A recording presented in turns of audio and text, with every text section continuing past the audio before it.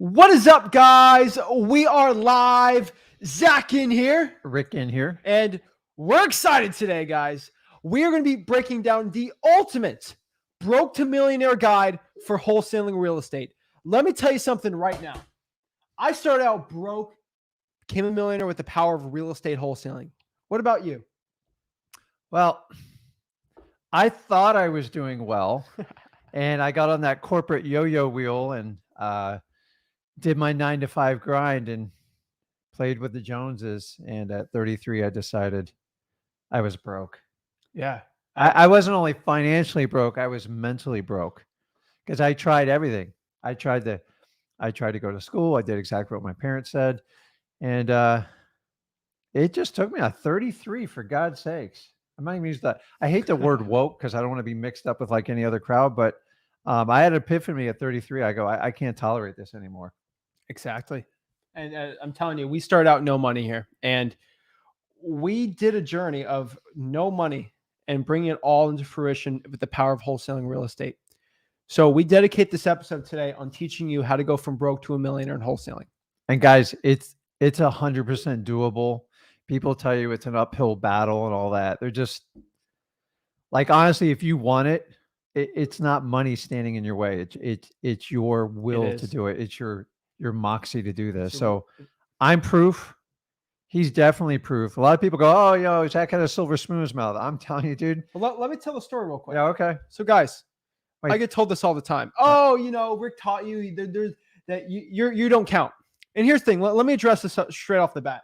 Rick did teach me everything I know about wholesaling. But let me explain this. I have such an unfair advantage from him teaching me all he knew in wholesaling real estate that I decided I could have hoarded the content or I could have given it out for free. This is why I am behind a live stream right now teaching guys how to do this stuff for free. Oh, Zach, you do YouTube ad revenue. Well, let me explain this really quick. The YouTube privacy policy clearly states if you have over, I believe, 1,000 or 5,000 subscribers, YouTube will show ads on your channel no matter what. If you elect to or not to, right? You don't. The privacy policy says you have to. Yeah. So that's number one, right? Hey, oh, you make money on this. This is why you're a fraud. You're a part of us. We are not. Number two, Zach, you have a PropStream link. You have a batch leads link. Guys, we try to break even on this channel. We have an 8K cinema camera. We have hundreds of thousands in this thing. Yeah, we got an investment. So when someone says, oh, Zach, Rick taught you everything. You're doing this to make a profit. You're here to do it. Guys, I do it for free. So let me tell you this right off the bat, guys. Anyone saying that I'm a guru, I am not a guru. My definition is different than anyone else's. Second, I teach this real estate business absolutely for free. Rick and I have dedicated years off of our life to teach this absolutely for free. So this video is all about teaching the people that have been abandoned from these real estate gurus. If they don't have money to give to them, they cannot learn this business. You know what keeps me up at night? Knowing the people that could have never changed their life in tough situations because a guru wanted to charge them money to learn this business for one-on-one training. That's why today we're going to break down how to become broke to a millionaire in wholesaling real estate. And most importantly, I'm going to say this, most importantly, if you're out here and you have the hustle and the ambition, I don't care what kind of money you have. I care about your hustle and your grind and your dedication for the work. If you want this hard enough, we will give you one-on-one mentorship for free. And that's what we're doing today. We're doing free one-on-ones. We do this every single week. We're doing 2 this week because I feel like today it is the time to go and share and change people's lives. Guys, we've had people like Dylan come on here. Guys, what, $13,000, $14,000 deal absolutely for free. Yeah. I remember boy Brandon over here from Fort Pierce. He's getting deals absolutely no payment at all. Guys, we're teaching this business for free. I'm here to change people's lives. You're here to change people's lives. That's what we're doing today. We dedicate our lives. We dedicate time out of our lives to help you guys out for free because there's nobody who has a voice for you in this industry. And you know what? Everyone wants your money. I want to tell you guys, listen, I used to coach. I've seen both sides. And honestly, that's how I started. So I'm not, we get these semis, guru, anti-guru. I've seen both sides of the coin. I know everything that goes on with this. We have chosen a path through my experience and his ambition and expertise both of us flip property. It's what we do. It's what we're most passionate about, particularly wholesaling. I'm never going to stop doing We it. run a 7-figure business. We don't need your money. Okay. Number two, because we choose a different path to monetize does not make us an enemy. Okay. How many people in this country, like you all know what yesterday was, right? MLK, Martin Luther King, he chose a different path. He was vilified. Now, I'm not going to compare him to us. I'm not comparing him, but I'm just saying, I'm giving you, sometimes things need to be changed. Okay. For the last 20 years, this business has one way. It's pay for play. This is the only way. If you don't have skin in the game, you're not serious. And those of you that do it, the free business model, you attract negativity and toxicity. Dude, I'm going to tell you what, you guys prove that we don't. Because we've chosen a different model and a different path. We are in it for the long haul. People talk about mentors. You've taught me from a very young age what MLK stood for and the courage that he did when no one else would protect him. Now, he had his community behind him, but he was a man with all the adversity he had in his life, the opposition he had. He went through probably one of the craziest struggles ever. Injustice he saw in the world, and he had the courage to go change it. And today everyone can reap the rewards. We have a lot of things we have to fix in our country, but you have taught me that from a young age. And these are the people I look up to. And these are the people that I get a lot of my inspiration from. So when I'm in wholesaling real estate and I see people that are they're being told they can't learn this business for free and they're broke and there's no choice, I gain that advantage from you, and I'm here to give it to you guys. So let's break it down. Let's talk about how to become broke to a millionaire in wholesaling real estate. Now, you could be in any market in the United States. There's definitely different ways that you can go from broke to a millionaire in wholesaling. Do you agree? A million ways. There's a million ways. So when I say this, we need to know that wherever you are in the country, it's a little bit different. That's why we're doing one-on-ones today, really. So we can do one-on-one for you and see how can I help you specifically go from broke to millionaire.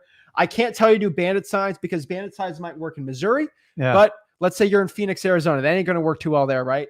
So what I can tell you is that's why we're doing one-on-ones today. But generally, guys, government lists are going to be your best. But guys, I'm jacked today. I'm telling you, this is the time. I'm here to help everybody out. Nobody has a voice as a broke wholesaler, and I want to be that voice for the people. Nobody has your back.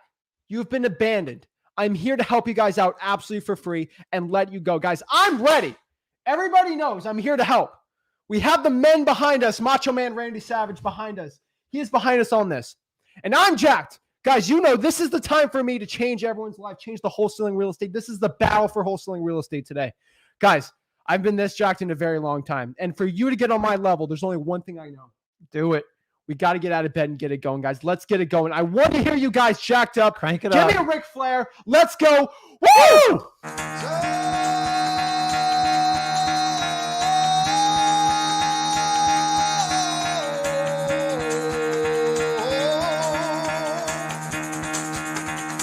Get the fuck out of bed, bitch. Go.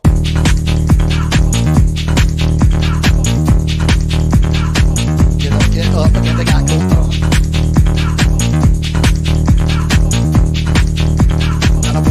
Time to wake up, bitch, get up. Get up, get up.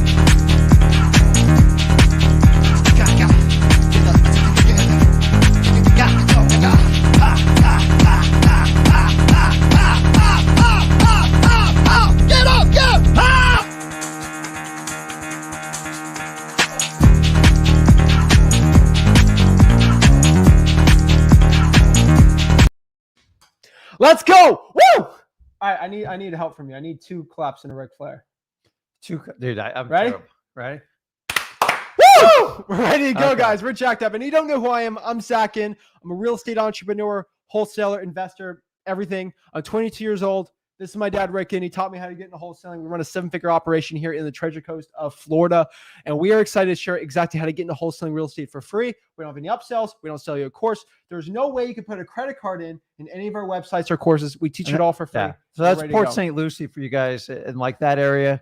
Guys, there's nobody bigger than us in this area. Like, give them to me because I go to every title company. I talk to everybody person. I'm not saying it to brag. It's just, I do this business. No, am I the richest wholesaler?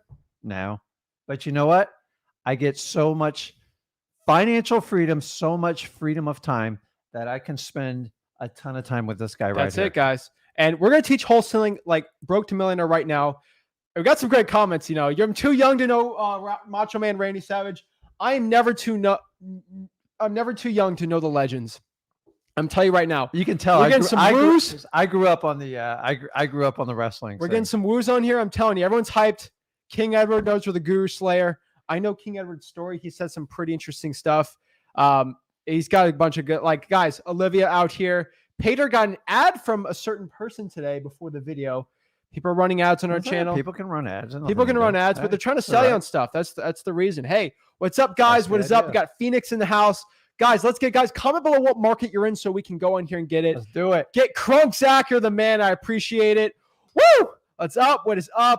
Let's get it. Let's get it. Let's get it. A lot of people. Get out of bed, guys. People are loving. People are here to support us. People are ready to show and get it going. What is up, guys? Let's get it. Let's get it. What's up? I'm going to answer this one question. We're going to get into it. But do I have to be 18 to start wholesaling real estate? And the question is no. I got my first deal when I was 17 years old. Nobody talks about this. No offense to you, but everyone teaching this business is over the age of like 40.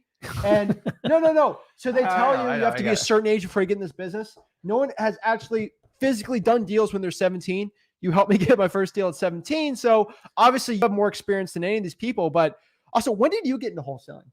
You've been only for like 2 years, right? Me? Yeah, right. I've been doing this 20 years. So I left my corporate job because I just 20 years, felt like guys. I was trapped. And 20 years. I started over. And guys, it doesn't matter where you are. So if you're not happy and fulfilled and you have a genuine interest in this business, then you're in the right place. Like, that's it. I mean, it's, I tell you, I made a change, and honestly, I was scared to death when I did it. And I got a lot of flack from family, definitely from friends. Everyone told me to be safe, go get that paycheck. I took the risk because you know what? Here's the reality, guys. You can always go back to what you're doing now. It's always going to be there. But I saw a thing the other day, like, you guys, you bust your butt so hard, like, for these jobs, and they can replace you in a minute. Like, they literally replace you in a minute. And they reminded me at work, and I'm just, your own economy, right? So you guys, you're in a different world now. You've got to create your own stability, you have to go out and fight a fight. And I have found no better vehicle than wholesaling. Yeah, wholesaling's being attacked. I hate it. But I think there's ways we can talk as a community to do it. And let's not reveal too much on this. I don't want to go into that type of deal, but I'm just telling you. So I want to help everybody out because I started in 2003. And I'm going to be honest, even back in 2003, there was hints of what you could do and can't do. Yes, but here I am 20 years later. Let's break it down. So guys, how do you get started in wholesaling? The best way to go from broke to a millionaire is obviously you're not going to go from crawling to sprinting. You have to go from crawling, maybe walking a little bit. I've never had kids. You got kids, so you understand this, but you have to slowly go. So my opinion, to go from 0 to a millionaire in wholesaling, the number one goal from 0 is not to make $1 million. You're going to fail doing that. Your goal is to get to 100,000 first. Yeah, correct. Scale up to 2, 3, 4, 5, and then you start scaling from 5 up to $1 million. Scaling. And you guys think like, I got to tell you, if you told me 100 grand when I first did it, which is, I would have been like, you've got if I make 100 grand, I'm going to change the world. I look at it now. It's like, we're doing a deal right now that we're making 100 grand on. We kind of shared a little on the channel before. It's just, and we do it nonstop only because we've gotten really good at what we do. We still do the assignments. We do the whole, I love assignments because to this date it is the fastest, lowest risk way to get it done. You got to be responsible when you do it, but you guys get a little mix and match of it. So I always tell people, start out and set your goal. 100 grand. You have to set a number. Don't set 10 grand because you're going to stop at 10 grand. I agree. Get to 100 grand. If it's one deal or 10 deals or 15 deals, I don't care what it is, but I'm just telling you, you will see it snowball. It's just a 0. That's all it is. It's really like, I remember I was blown away when I made my first, I remember showing my wife a check for $10,000 on an assignment. It's she's crazy. Just like, So you got to go from small to there. So how do we get there? So the number one thing, we're just going to give you like the advice. So if you want to go get your first 100K, this is the goal for most people. Like this is going to do it. Ready? Number one, everyone's like, do we offer coaching calls? This is the coaching call today. You got it, buddy. So if you're a wholesaling house for real Facebook group, you're on there. Remember, we have 3 rules: no gurus, no selling, just value. Follow those rules, you'll be fine.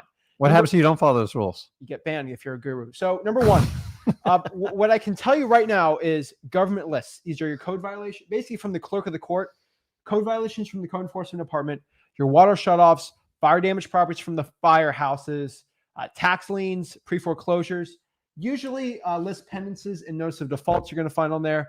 Go to the divorce list. Probates are our favorite on there. If you're just pulling these lists, going to truepeoplesearch.com, you don't need any money for this. And you can be broken doing this. Like, we're here to help the people that are broke. And then boom, make 100K, start doing there. Trying for dollars, probably my favorite list you can do. Oh, it's the best. I got my Alaska people in here today, my North Dakota, my upstate New York, Michigan. Woo! A little tougher. How you guys deal with those temperatures, man? Because trying for dollars actually, works. I need a jacket. I'm a little bit cold. It's like 64 degrees in It Florida was today. rough. When I was driving over the studio, I was like, whoa. I was cold this morning. I had to put the AC on 72. The I was dog like, did wow. not want to go out. I kicked his butt out. But I got Milwaukee, Wisconsin in the house. Oh my gosh.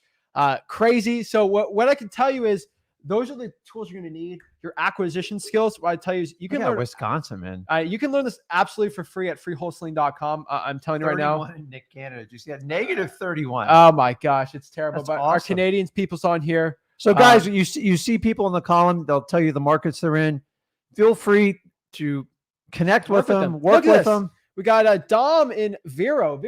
Hey, if you got a deal, send it to us at support@flipwithrick.com. What's up, Dom? We're kind of working on our own backyard, man. Right in our own I don't know, backyard. Port St. Lucie attracts all of them. I have a theory because I started in 2003. I think I put a bullseye in Port St. Lucie, and I've watched every person come to Port St. Lucie. All the Arizona guys, love you guys, but guys, this is my market. So I know. So I can tell you is everyone's maybe we should go commenting. to Arizona. Oh no, we got Colorado, Los Angeles, It's a long flight. really Colorado. We got all these people. So guys, I'm telling you. So let's let's do some one-on-one calls because I mean we told you to list the poll. What we're telling you right now, just have conversations, build rapport. Everything that we provide is at freewholesaling.com. Everyone's like, Zach, you didn't tell me what contract to use. What's the acquisition script? What's it? Guys, it's all at freewholesaling.com. We want to leave as much time for these one-on-ones as we can. Mhm. So freewholesaling.com is going to be where it's at. Our acquisition scripts, probate training, Everything's contracts, our free assignment of contracts, how to find the right title companies, cash buyers. It's all in there from broke to millionaire. That's all you need. We have scaling. Everything's in there. Literally, you can't. I can put a 5-year-old in there. There's no way it'll ask for a credit card. You can start clicking buttons. There's no way you ask for a credit card unless you accidentally pop on a guru site and they ask for your credit So card. people always ask, why do we do this? Like, why would you go out? I told like, you. honestly, of all the people, we put our course out there. It's for the entire public to look at. Like, I don't have a credit card or anything. Oh yeah. And we just do it because we want to create, people talk about legacy. I think everyone should see some sort of legacy. So I'm getting up there. I don't want to break it down on the legacy thing because we can do it all day. I'm 22. I got a legacy I want to build. I'm part of it for you, hopefully. But what I can tell you right now is we make millions in wholesaling. I don't need your money. I'm not going to get the whole guru debate. You can get in there if you want. Everyone knows my opinion on it. All our subscribers can go defend me if they want to know my opinion on it. I truly believe there's nobody out here protecting the little person out here, and I want to be that voice for them. And unfortunately, a lot of people, they're not here to protect you. So what I'm telling you is why we do it for free. We make enough money in our wholesaling business. I want to help the people out for free. And selfishly, maybe you guys send us some deals and we can make a lot of money, which we do. And we're working on that now. And Maggie, what is up? They have to be deals. Please give me a shout out to Maggie. Maggie's been out here keyboard warrioring for us for a very long time. A lot of people putting dirt on our names this week. Maggie's been out here defending it. Maggie's got some interesting stories. Well, hopefully in the future we can break it down and but let's help the people out. Let's go. Let's get specific one-on-ones with people, guys. At I believe 6:30. Rick's got to hop off. So we're going to be short on this can't be a 10-hour one. But we're going to get through as many people as we can and talk to you guys one-on-one about this. So So have if you have a deal you're working on, a specific question, let's just be fair so we can give everybody time. Let's get to it. Let's I'll get help it. you out best I can. Let's get it. Let's jump So into number it. one, we got Thomas. Hey guys, can you hear me? Yeah. What is up? Hey, how's it going? Every day above ground's an amazing day. We're keeping warm. I have been watching you guys for a minute. You guys put out some good content. That's awesome. Really appreciate it. Thank you. Yeah. So I just have a couple quick questions. So when pulling government lists, so the free ones you're talking about, like foreclosures, probates, all that, how often should I be pulling those? Is it like a monthly thing, every couple weeks, or? So what market are you in, Thomas?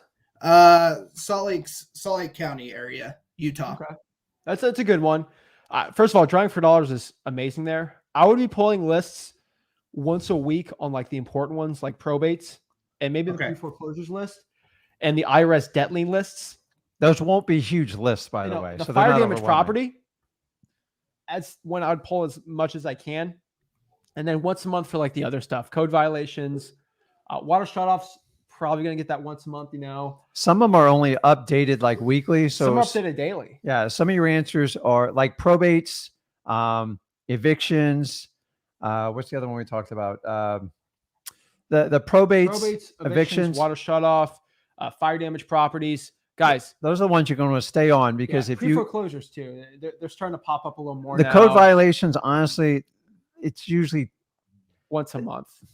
Bi-weekly, once a month, but you have to go in person usually. Yeah, they're going to get annoyed because you're going to do the exact same list. Probates is like daily. Like if you can. So I'm telling you right now that in drawing for dollars once a week, go out there and drive. I'm telling you. Okay. And then, Thomas, our biggest thing I can tell you is like when you're drawing for dollars is go and actually find the places where people in Salt Lake City are doing really well. I promise you, people are posting their deals and bragging. You got to go find the best from there. Yeah. So just the more they brag, the more you can utilize it. Once they put it on the internet, it's fair game. People do it to me. I do it to them. It's just a cheat code, and it saves you marketing dollars chasing around cash buyers. At least you know the area. And so if I see someone post 9 deals in I like to do it by zip code. It's very specific. If I'm going to go virtual, I will pick a state. I will find the wholesalers. I'll get on their list. I get their zip code, and I can usually take like 10 or 12 identical zip codes, and I know I'm in the right place because they are chasing down motivated sellers and they're having success flipping them. You know how they say, don't reinvent the wheel. This is the part you do not reinvent the wheel on. Do not go out and try to figure it out on your own because it'll take you 6 months minimum. Yep. Okay. Awesome. Yeah. The driving for dollars, I think I'm up to like 1,000 leads on that. And I've been trying to add them every week. So. Okay. Perfect. Awesome. Okay. So. Okay. But any other questions you got?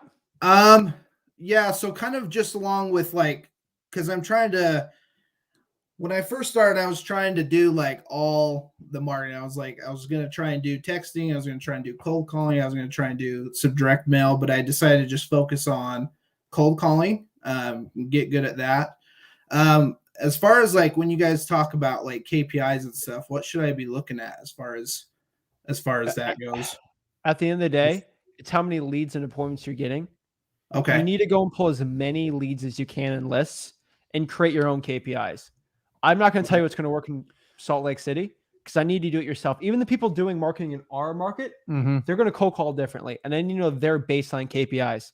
So I need you to get some deals before you start getting your KPIs because the most important KPI for you, how much money you're making at the end of the day. So correct. So I just start out with your goal for a number of calls to make, so you make sure you have plenty of appointments, so you can leads, so you can skip trace them. And number 2 is track your connection rate. So anybody who has interest, that's one column, and then anybody you set an appointment, and then the final phase would be when you write a contract. Honestly, you should have, if you're doing virtual, your percentages will be a little bit lower because it's virtual, because you don't know the market all that well. But in your local market, you should be at least 85-90% closing ratio, unless you don't know how to price stuff. And that's what we're here to help with. Yep. Okay. So Don't complicate it. Like, keep it simple. Everything's about moving the direction. I've seen people with like 30 KPIs. I'm like, no, listen, guys, number of calls, number of interest, appointments, contracts, and closings. That's, as far as, to me, that's even overkill to my point. So Okay. that's where they'll start. Okay. And that's what I was kind of thinking. I didn't think it was too big of an issue until I started getting, Yeah, people start like analyzing data, and that's where we don't want you to spend a lot of time doing that. Yeah. Yeah. Okay.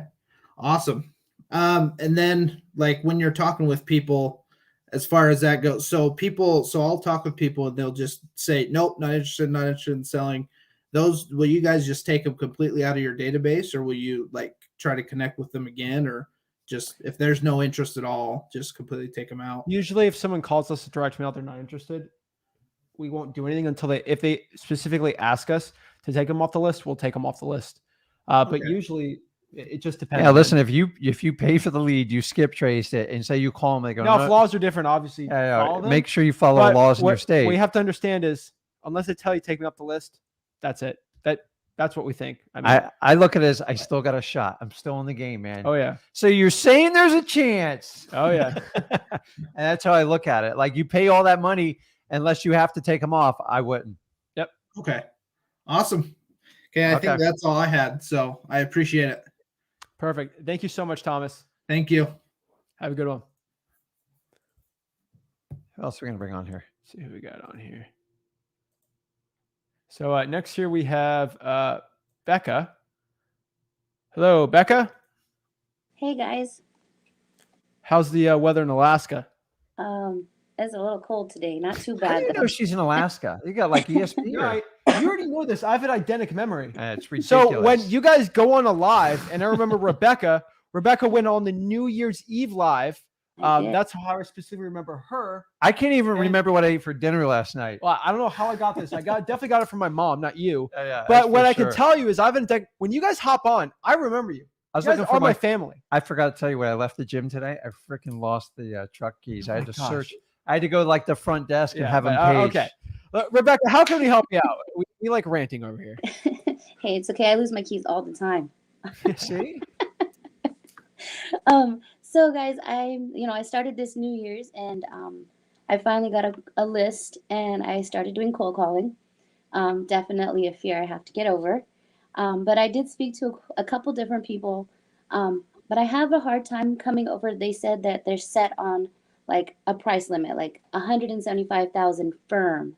How would I overcome that objective?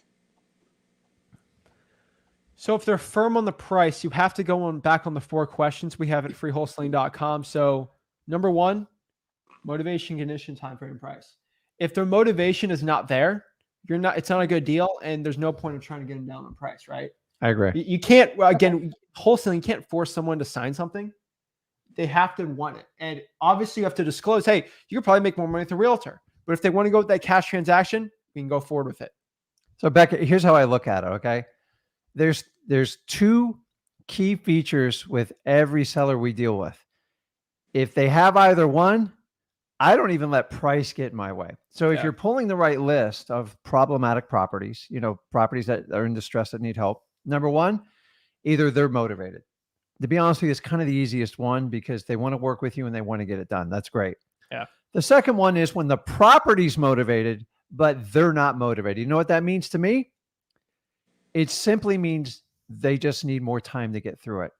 I have to keep them on that list. So if the property's in terrible shape and there's a hole in the roof and they keep holding at it like an unrealistic price, I'm going to kind of circle the wagon politely, respectfully, but eventually they're going to sell. Some of our best deals come from those. When you have a house in very, very poor shape, the market's not going to pay their crazy price. They're eventually going to come back around. The question is, they're going to come back to you or a realtor or another person. And that's where you have to learn to have a really good follow-up system, a simple CRM. You don't have to make it complicated.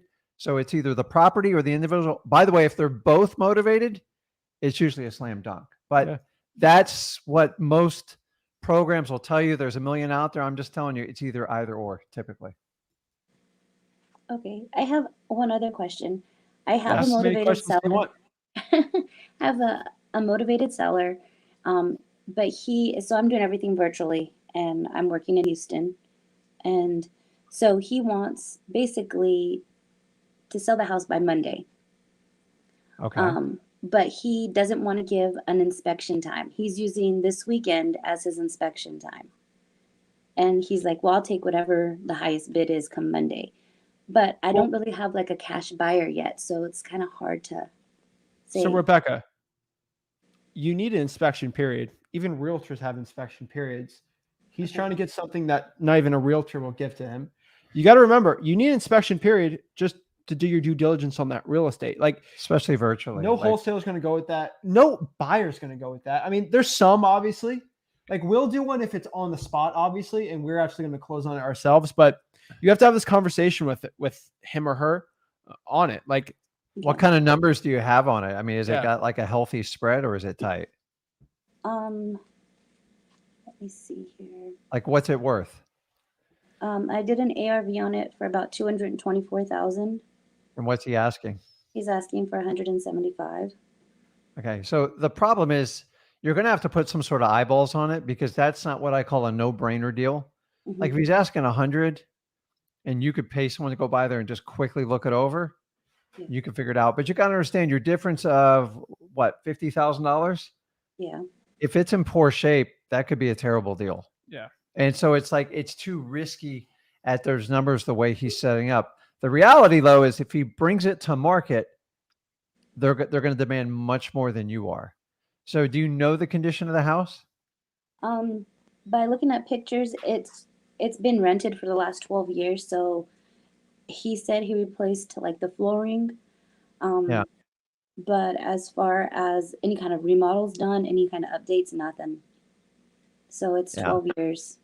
So it's probably not going to be worth the full retail. So it's probably going to have at least, I'm assuming 20 to 25 minimum in there. So Yeah. like, it's like, guys, people got to understand sometimes deals just aren't deals and you got to move on. That's it. If they give you unrealistic expectations and numbers. Now, by the way, he's the perfect example. I bet you that property's motivated, but he's not. But I will tell you, all markets eventually are brutal when people put them out there. Yeah. I mean, we have wholesales we put up there. We get our teeth kicked in, and like we spend like we go fine tooth comb and inspectors, and we still have realtors like pick us apart. So like, don't lose faith. If that's not going to work out, just say, listen, I can't do that, but can I check back with you in a week or two? And just kill him with kindness, because he's going to get sick and tired of people telling him the exact same thing over and over. And he's going to decide the person who was fair, who was nice to him and built the best rapport, but he's just not going to call you out of the blue. You're going to have to go back to him. Yeah. Okay. I'll keep on pursuing all my leads that I've got. Yeah. And just keep being consistent and just keep doing it. All right. Thanks, guys. No worries. Appreciate it. Have a good one, Becca. You too. Stay warm. Oh my gosh. Alaska's crazy. So I got to head out, get some dinner real quick. I got a live stream after this. So I think I got to wrap up in like an hour and a half. So I got to hop off, get some food really quick. Get some You guys water, got to get some stay on with bathroom, me but- though. Come on. Yeah, you guys going to hop off. So Okay. I'm going to undo this. I just want everyone to know though, like seriously, like I am the cream of the crop for free wholesaling. Yeah. I need And- some creamer for my coffee. And So I'm telling you right now, I am going to help this industry the best way I can. So I'm Okay. telling you right now, I will be the cream of the crop for everyone who's broken this business. I'm ready to go. guys, get in line, hop on. I'm going to help out as many people as I can as time allows. And I got a on deck order here. You didn't unplug my microphone, did you? Okay. You hop out of the way. So now I'm a little bit slower on the computer, so don't beat me up if you get stuck or anything like that. Oh, So yeah. Just gotta I tell got you one quick thing real quick. what's that? Hold on. Where's the thing? Dude, you got to give me some time, man. There's like 20 people backed I up know. here. You go talk. I'll write this down for you. Okay. Let me bring it on, man. Vince, I'm bringing you on. Get ready. What's up, Vince? Hey, how y'all doing? Good, man. How are you? Good. Is this your first time on live or? No, I came on before. I talked Okay. to Zach. Good. I'll see you, bro. All right, man. Take care. Yeah, I talked to Zach before I got about a couple of weeks ago.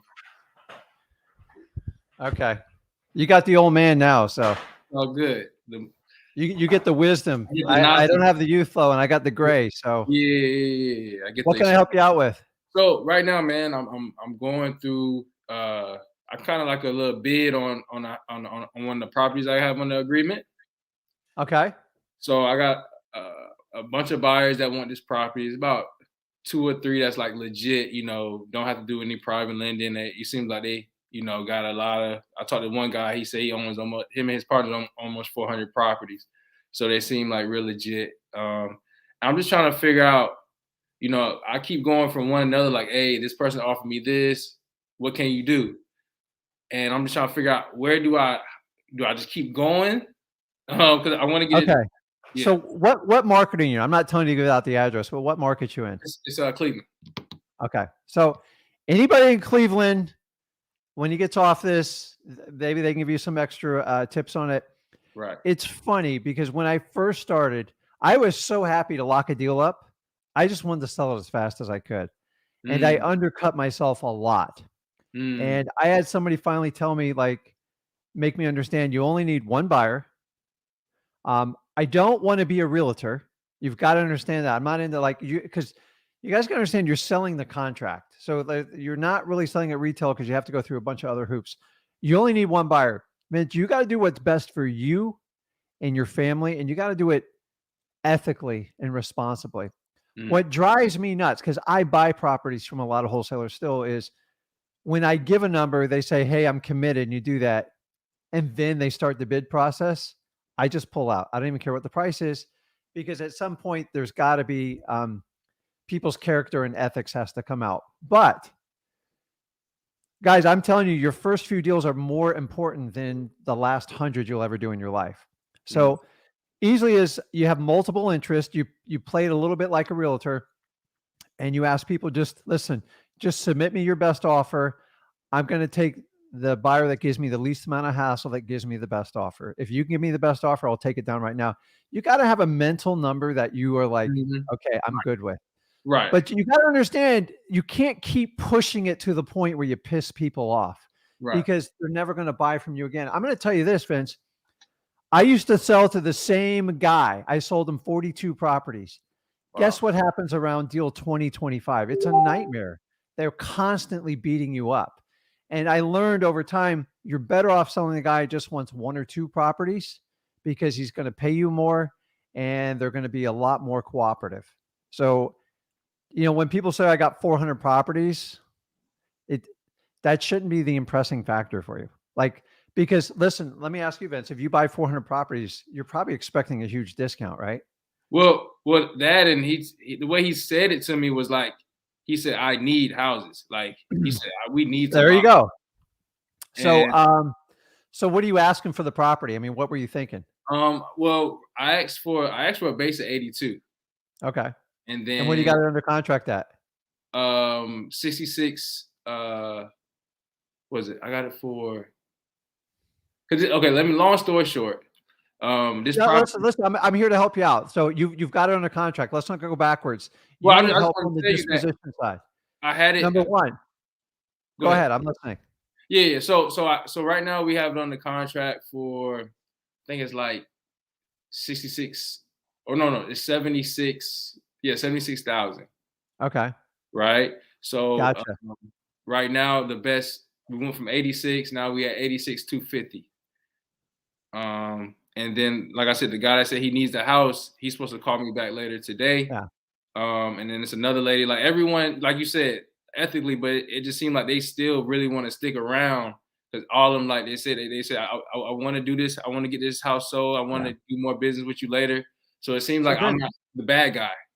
No, but listen, I'm just going to, so everybody educates, you do not want to sell all your deals to one buyer. So anybody who goes, hey, give me a deal on this one, I'll buy your next 10. It doesn't work that way. Everyone they buy, they'll beat you up more and more. It's just the truth of the matter. You know where the market is right now.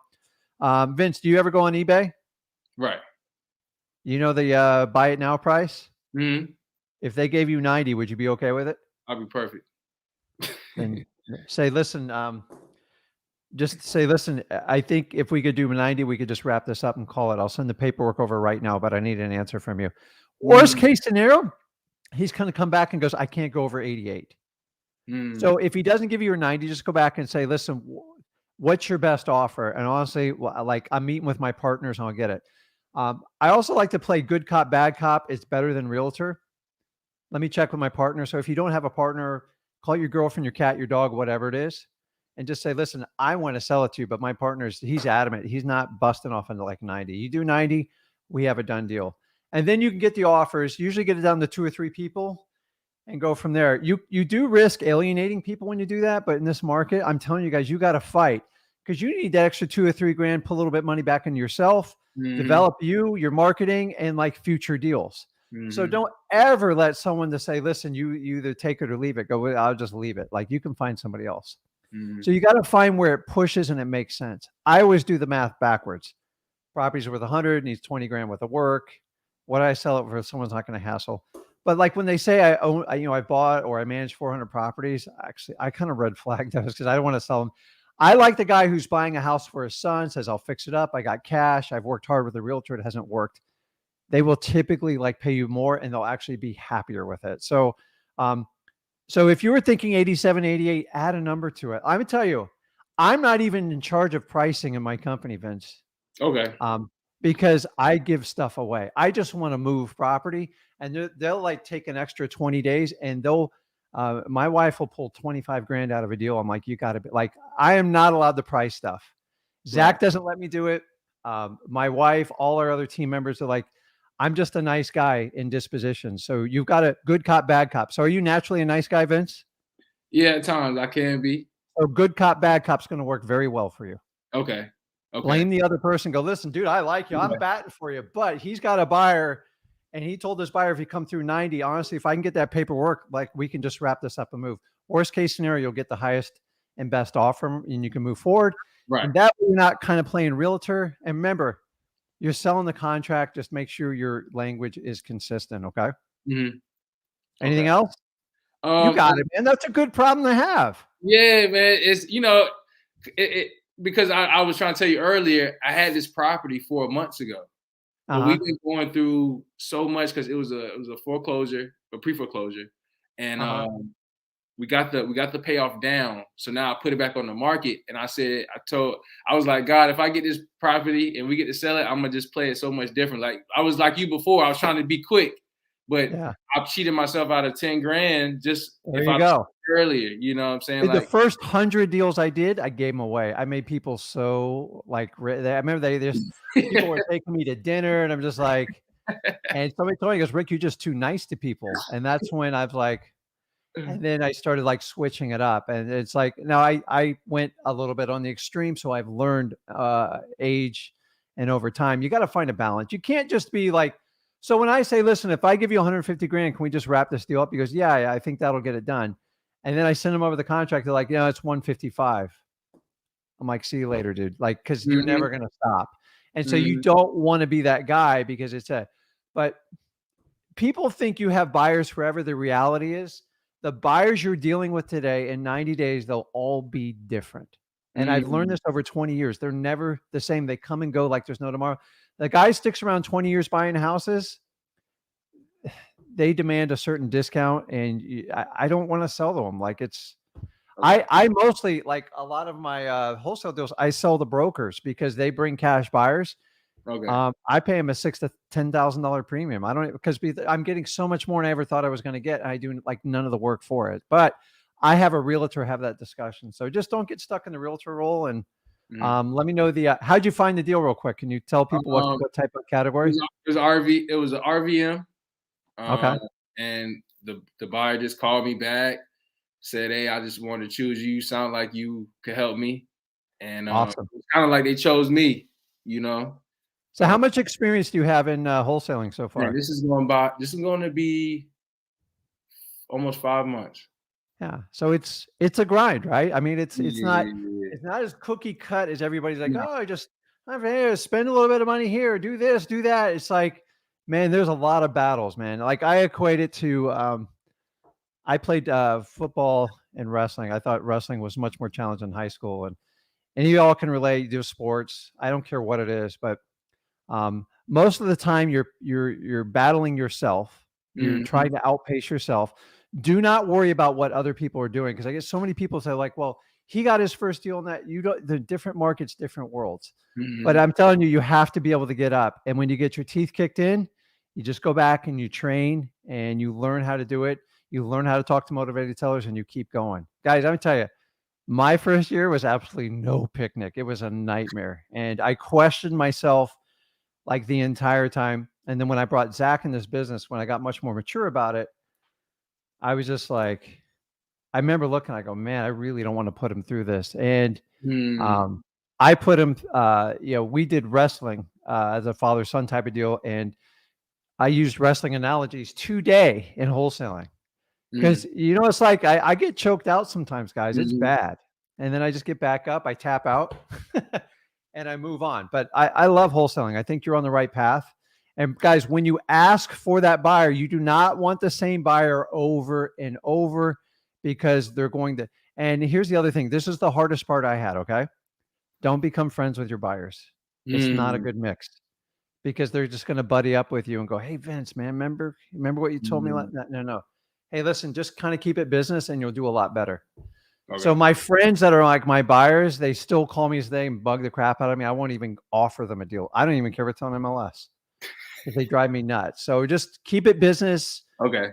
Do what you say you're going to do. And if you want to get like that bidding action, just give them the buy me now price, but make sure you're going to honor if you tell him 90, he gives you a contract. As long as it's for that, I would go ahead and do it. Okay. The worst, he's going to come back and tell you 88, 89. Right. I promise you. That should be good. Yeah. So remember, you're looking for the cleanest buyer at the best price. Those are your criteria to selling your properties if you're doing Dispo. Guys, for 7 years, I did this entire business myself. Now, I'm not saying that to brag. I'm actually making fun of myself. I did it way too long.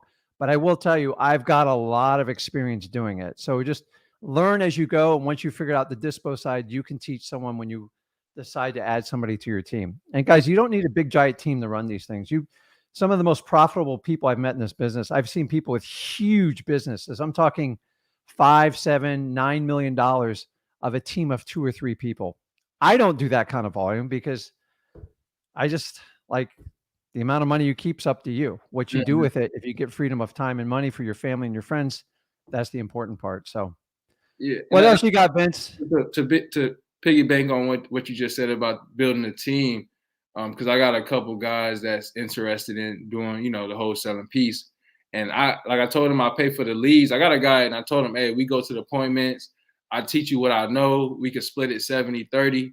And I'm just trying to figure out like, how do I got a seller calling me now. So how do I, how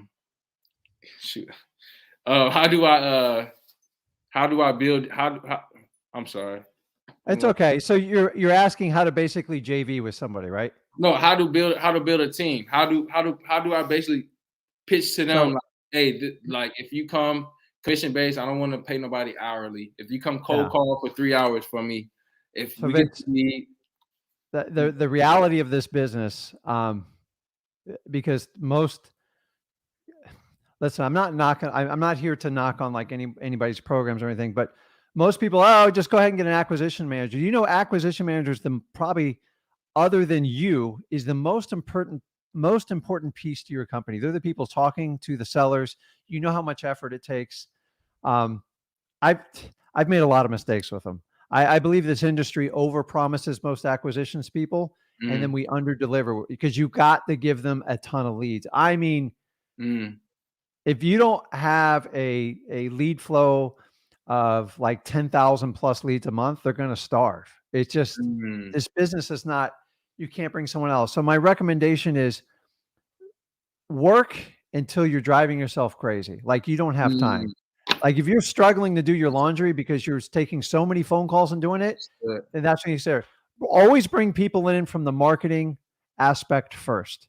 You've got to control the sales part because it's going to be your highest and best skills, the most profit center in your company. Only give that up last. And listen, I would get at least 1 year under your belt, and just when your stuff, like you start, like you don't have time to do stuff with your friends, or like you can't do things, and they go, okay, I can start outsourcing some stuff. Here's the really cool part, Vince. You'll know exactly how to do it. Like the Dispo, what we're talking about, you'll come up with some policies and procedures, and you could teach someone how to do it. Dispo, to be honest with you, is kind of the easier part. Okay. But understanding when you give up someone control to like overcoming your leads and stuff like that, you better make sure you have serious trust with that person. You said only do get with them for the marketing purposes.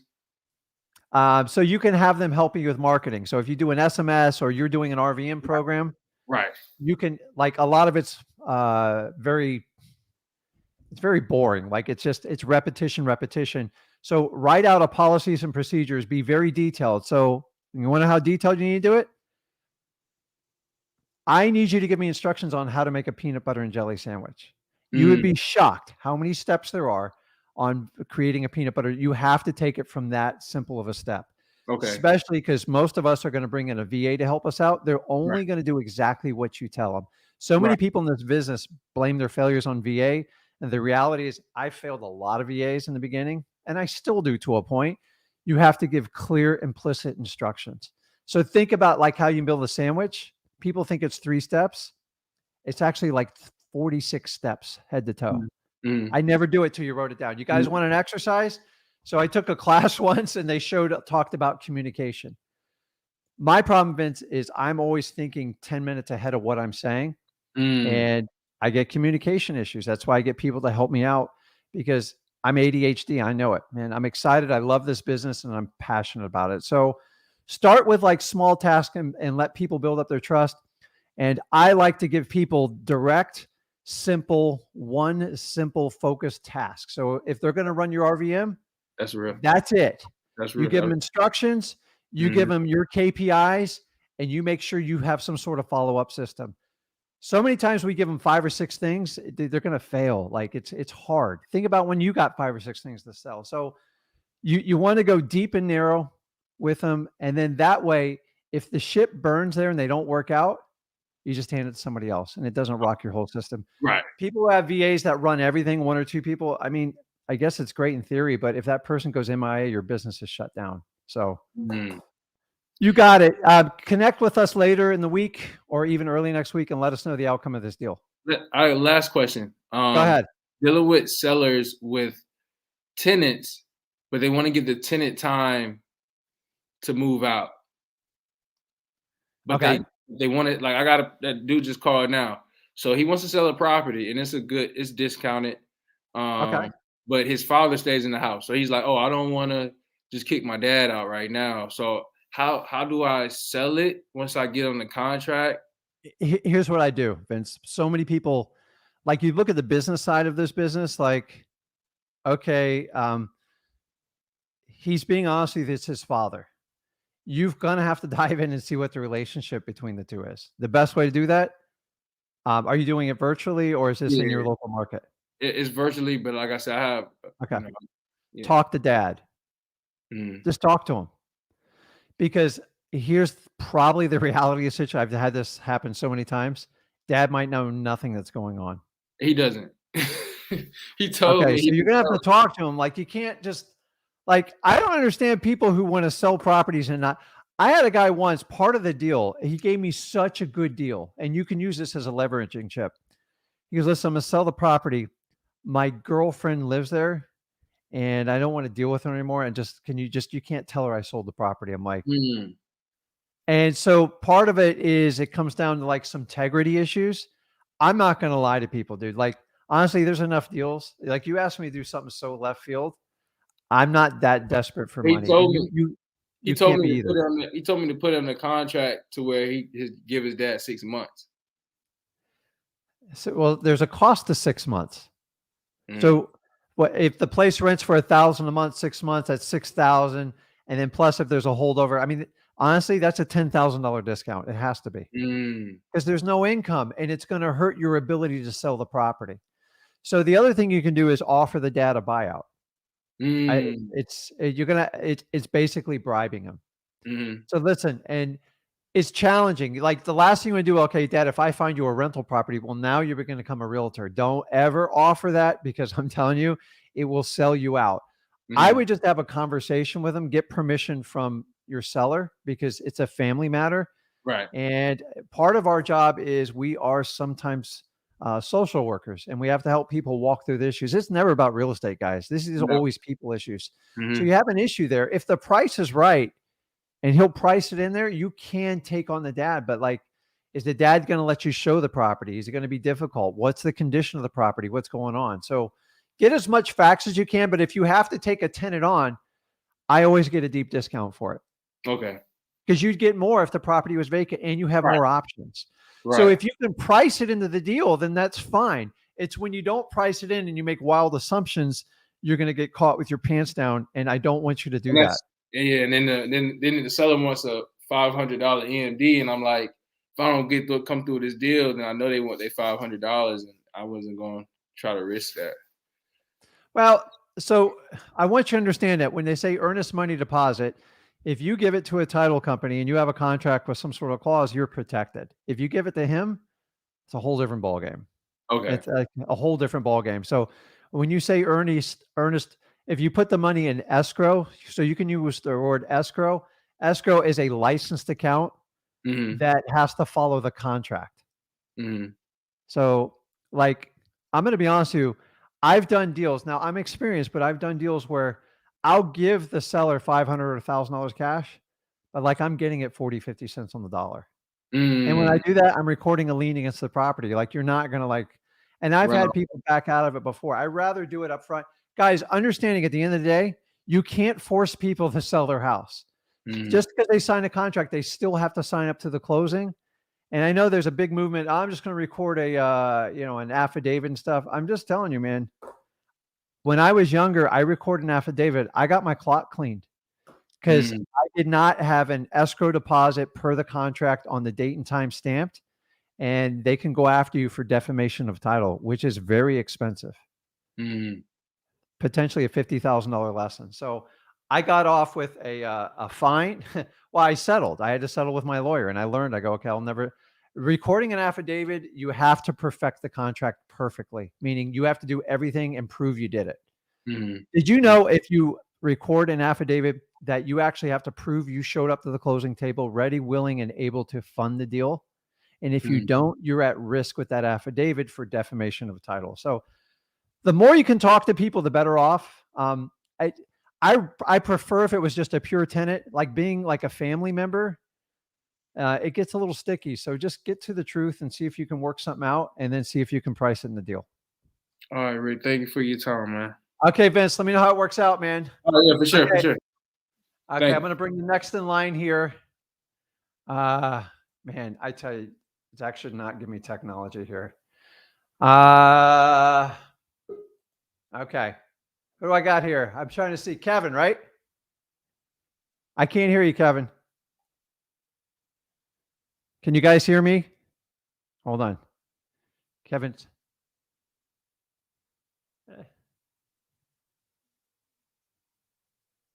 Kevin, I'm going to come back to you. Just figure out like the mute. There you go. Hello? Can you hear me? Yeah, I hear you. You hear me? All right, sure. Hey, how are you? What's up, buddy? Where are you from? I'm from Houston. Awesome, man. What's going on? I'm in right now. Honestly, I just started about a month ago, and I've been doing a lot of research. I'm currently looking into your wholesaling course right now. Yesterday, I went to a real estate meeting from this guy that his name is James Toiler. Just getting a lot of information from that. But what I really have a question with right now is I've been trying to get like a violations list from my local county, but every time I go, like I'm not really too sure on like what to ask specifically, because like the past 2 times I went, they said they couldn't help me out, so I'm not really sure what type of wording. So every city or county, like whatever you want to call it, they have a code violation department. Right. So you got to get your words down, because there's so many stuff. Every town has to have it, otherwise our cities would look like crap. There's no other word. So it's they're in charge of enforcing the local ordinances. So they're going to have a grass height. I think they even have like snow heights for people up in the north. Yeah, I recently found one that had like a pool violation on that too, but I wasn't sure. So it's code violation. I can't imagine it being called any other department. It should be run by your city, and they have a list of everybody who violates it, because they open up cases. They have I don't know what they call them, officers that go out. They don't have a gun or anything, and then they go and they document it. And typically, here's how you get on the list. Typically, a neighbor complains and reports them. Right. And they decide if it's a legitimate claim. and then you wind up on a list. From there, they get a official, usually a mail notice, sometimes certified mail, and they usually have 30 to 60 days to rectify the problem. After that, they get a per diem fine. And then if it goes past another 30 days, usually they hire the city attorney and they put a lien on the property and they let them know every day past that, $100. Let me give you an example. I just recently did a probate deal. The lady was out of town. Her husband died. She moved away with family. The lawn got high. They cut it. They didn't go back and reinspect it. You got to notify them for all this stuff. Mm-hmm. 2 years later, it was a $32,000 fine for one lawn cut. I mean, it's absolutely insane. And she goes, I didn't even know about it. We got it whittled down for, I think, the $3,000. But you guys are doing a huge favor when you reach out to these lists because you help people out. Now, I'm going to tell you this, Kevin. They're going to give you resistance when you try to get the list because you're not the first guy to try it. You won't be the last. So when I first did it, it was actually easy. I'm going to be honest with you because nobody did it. Now everybody does it. So you have to just be persistent and let them, if they know you're not going to go away, it's technically public record. How they deliver it to you is what is going to be debated. And that's where you just got to I tell people, don't go in there and say, give me the code violation list or I'm going to burn the building down. No. Hey, listen, I know there's a code violation. I'm doing some research on some properties in the area that I'm interested in buying. I would love to help buy out properties that need some help. How can I get that list? I believe it's public record. And if you ask from, hey, I need some help, as opposed to you trying to school them, you'll get so much further. There's certain ones that it's really tough now. I got so good at it when I was doing it way, way, way back. She got so tired of me, she just emailed me. And then, but to get the list originally, I'd bring by the ladies love donuts. Man, you brought donuts. They go, here comes Rick with donuts. Just give them the list.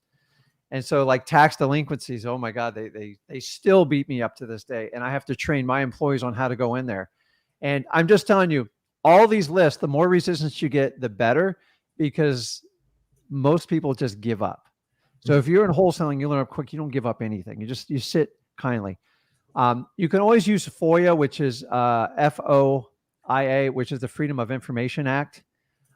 If they don't give it to you, you can actually file a claim. And I believe it's $10,000 per incident. I've only done that twice and I magically got the paperwork, but it took an extra 45 days to get it. Right. So if you understand the terminology, it's just code violation. Sometimes they're at the city and the county level and just try to talk. So we deal with about 6 cities. We deal with it.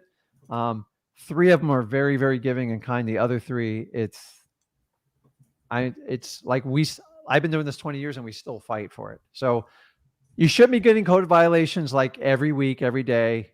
I like them at least once a quarter if you can get away with it once a month, because you're going to, it's always the same people on the list. Like you're not getting it's not constant type of thing.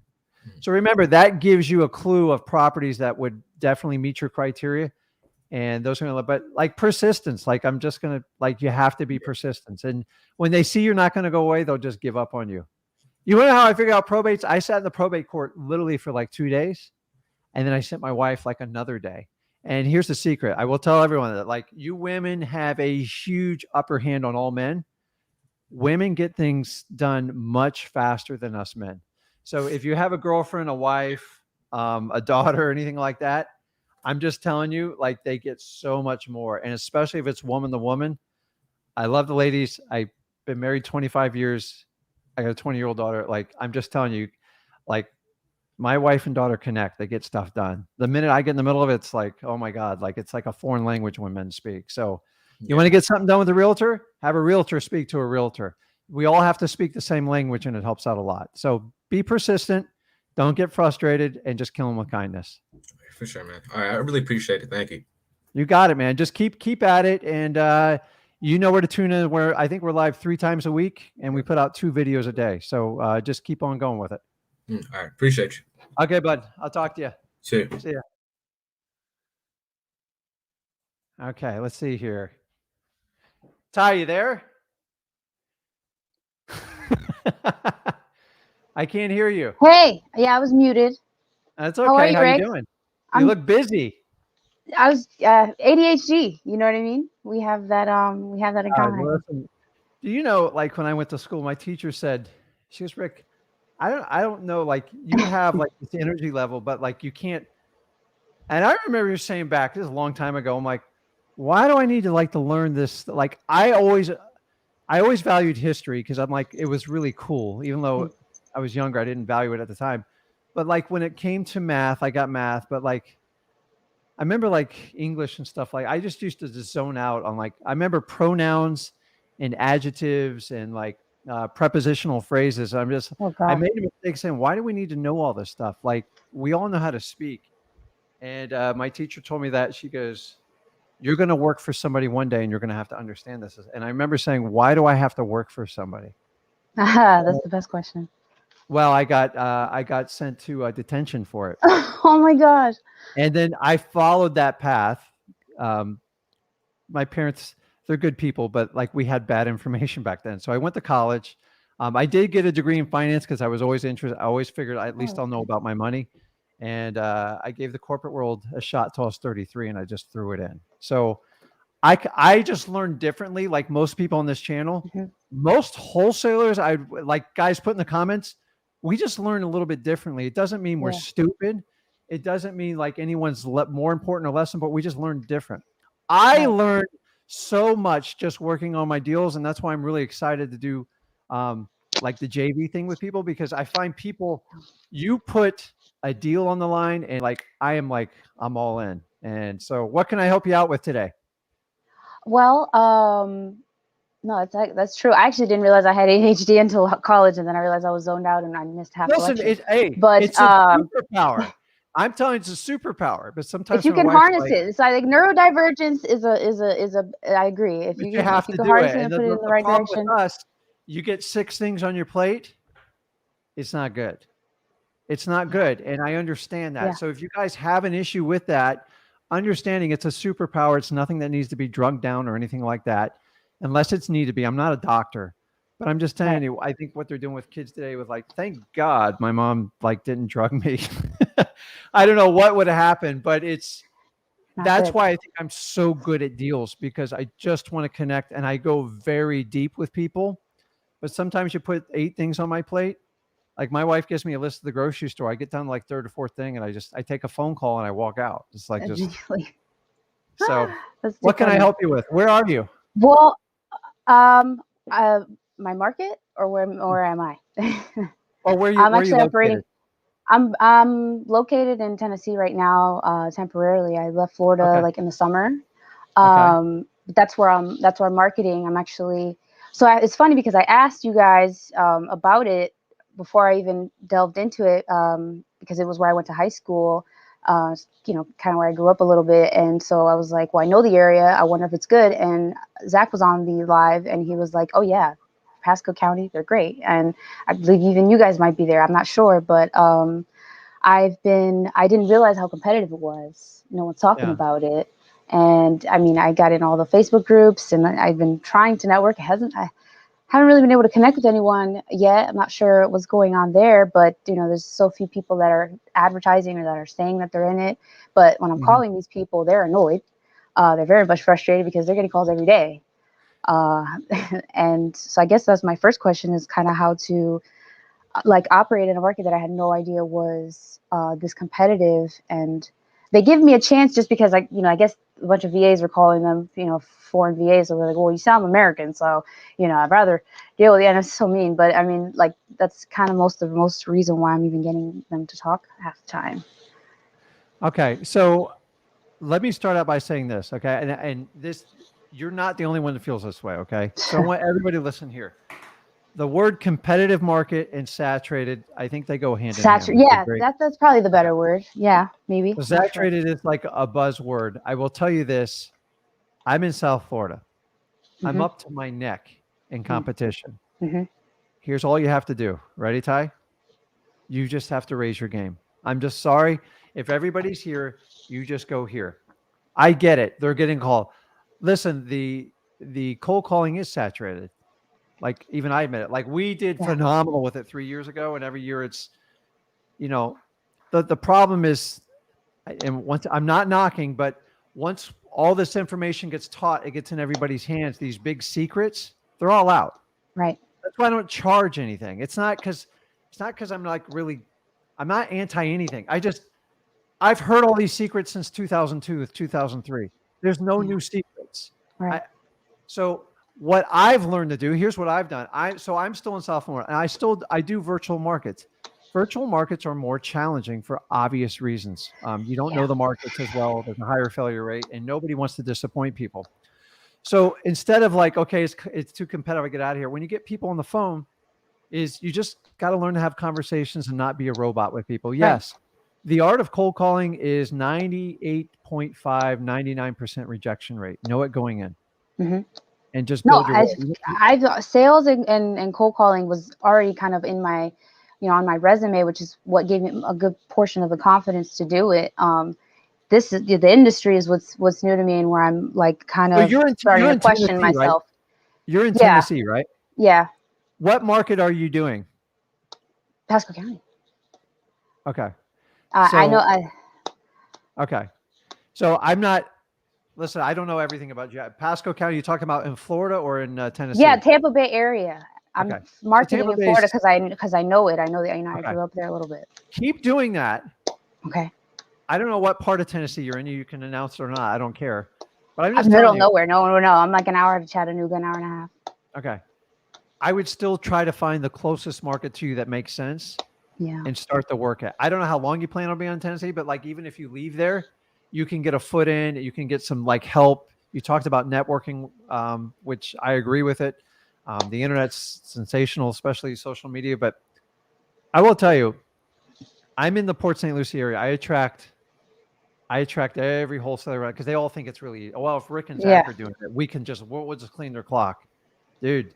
Honestly, clean the clock. I love that. I wrote that down. We got 20 years of like taking it. Like we already have the spiel down, and so like I fight fair is fair. If a virtual marketer comes to my market, I up my game. We do multiple physical appointments, and we just connect with people deep. Yeah. And I'm telling you, that's the one thing you can't do in virtual marketing. You can only have so much gift of a gab. Most of the customers are going to be like a little bit older. It becomes more transactional. So my only advice to you is I would add the local layer no matter where you are, because I have somebody I deal with in like LA.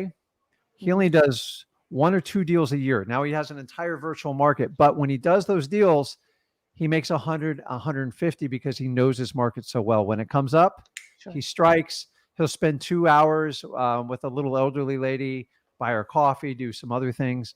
And that's the connection piece. So I'm all for the virtual thing, but like it takes time and it's not perfect. So the saturation, how do you raise your game? Have better conversations with people, ask better probing questions. I can't fix the 98, 99% rejection rate. That's just part of the industry. But when you make that connection, you've got to make it like count. You've really got to make it special. A lot of times people like they throw this out the window. One of our secrets we still do. And every marketer in my area, go ahead and take this down because I already got a plan to up it. We send a thank you note for anybody we do an appointment or connect with. Okay. It's old school. It just says thank you on it. We put an envelope and it's handwritten and it's in blue ink. It goes a long way. And the word God bless, anybody who knows, I created the handwritten postcard. I had every major person in the industry told me you are going to fail miserably, only to have most of them go knock it off, sell it in their course programs and tell me it's the greatest thing they've ever had results on because I put 2 years of the hard work in. So I'm one of these guys who constantly reinvents the wheel, but I test everything out in my own market. So just up your game. I'm just telling you guys, like when I started out, Ty, this is a true story. In 2003, when I was dealing with I used to send a postcard. Actually, I sent a letter, not a postcard. It was cheaper. And I'd have 200 people call me and I'd wait 2 weeks to call them all back. I'd sort through it. That was big game back then. Now, everything we do live. Like you call my company, you're getting a live person. Okay. If it's past like 9 o'clock, you're probably not. But I'm just telling you, different things like that works. Driving for dollars. A lot of the old techniques are now because they work, and a lot of people are overlooking them. So, keep on your journey. I would just add the local element, like from everything you're telling me. Well, that was why I chose virtual, because one, I don't know this area at all. This is completely new to me. I've never been here, and I haven't gotten out. It's going to help your ADHD. And too funny. I agree. I was really thinking like, that would be my ultimate backup plan if the market where I'm, invested everything in didn't work out. I can, I always hear good things about the state. I didn't have transportation. I still don't right now. And so that was why I was like, well, I might as well do virtual anyways. Yeah. But, I think, I By the have way, a better Tennessee, chance. And you need it here. I mean, I'm not going to it's throw it out there. I've done a lot of virtual investing in Tennessee, and I actually do it right now. So I'm not like, going to. I think you might have heard him mention it at one point. I've been to Tennessee. I've been to plenty of conferences there, and I love Nashville. But like, I'm just telling you. How did you go about testing it before you had time, to realize? When you do virtual marketing, I equate it to like prospering for gold. Do as many test holes as you possibly can. And learn from your data before you go all in. That's the beauty. The beautiful part about virtual marketing is you can move. Sometimes there's just no gold there, and you move on. And so, like, you do small lists. Maybe you cold call 500 people, and if you are like ice cold, the temperature is brutal. Yeah, it's weird here, but up there it is. Yeah, but Tampa, man, like, that's a tough one. Like, trust me, it's ideal. It's just there's so many people and so many eyes on it. But like, I think all of Florida, California, like New York. I love the South and the Southeast. It just makes sense. So like when we go out, I do reverse. I know a lot of people get upset at me because I do reverse wholesaling. Is I find wholesalers list and I find I get on their buyers list and we run the data and look at the zip codes. Yeah. And it's smart to use somebody else's marketing to figure out where to go hunt for the gold, right?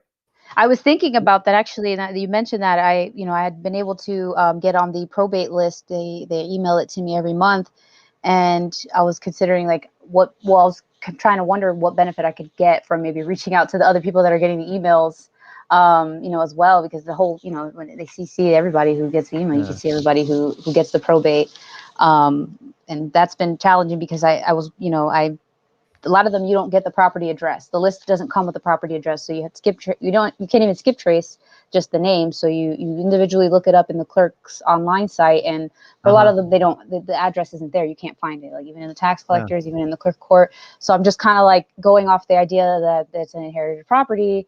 And a lot of these there isn't even any property on it. It's just an estate. So this is a part of the journey of wholesaling is a lot of people say, try this, that. I always say probate because that's what I had the most success with. Right. It doesn't mean other people are going to be, hey, I'm going to be Rick Ginn and have a success. I just figured it out. And once I figured it out, like everybody kind of figured it out. And do I have nearly the amount of success? No, but I do a lot more counties and areas to try to make up for it. So when you find that little niche, what do?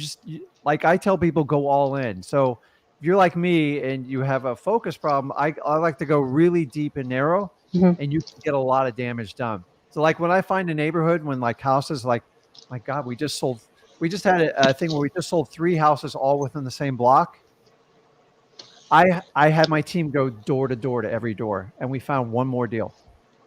It's just, remember, it's that one extra deal you guys do a year that will make the difference in your life. It's just 1 to 2. But when you get through your first year and you're like, oh my God, because if you make an extra 15, 20 grand on one deal, that's money that can free you up to do a more aggressive marketing plan and start spending money. And then if you want to scale your team and work on that, that's the way to do it. But you got to find that one extra deal to give it up for the company to help you grow, because you need money to live and survive. And you know it ain't cheap right now.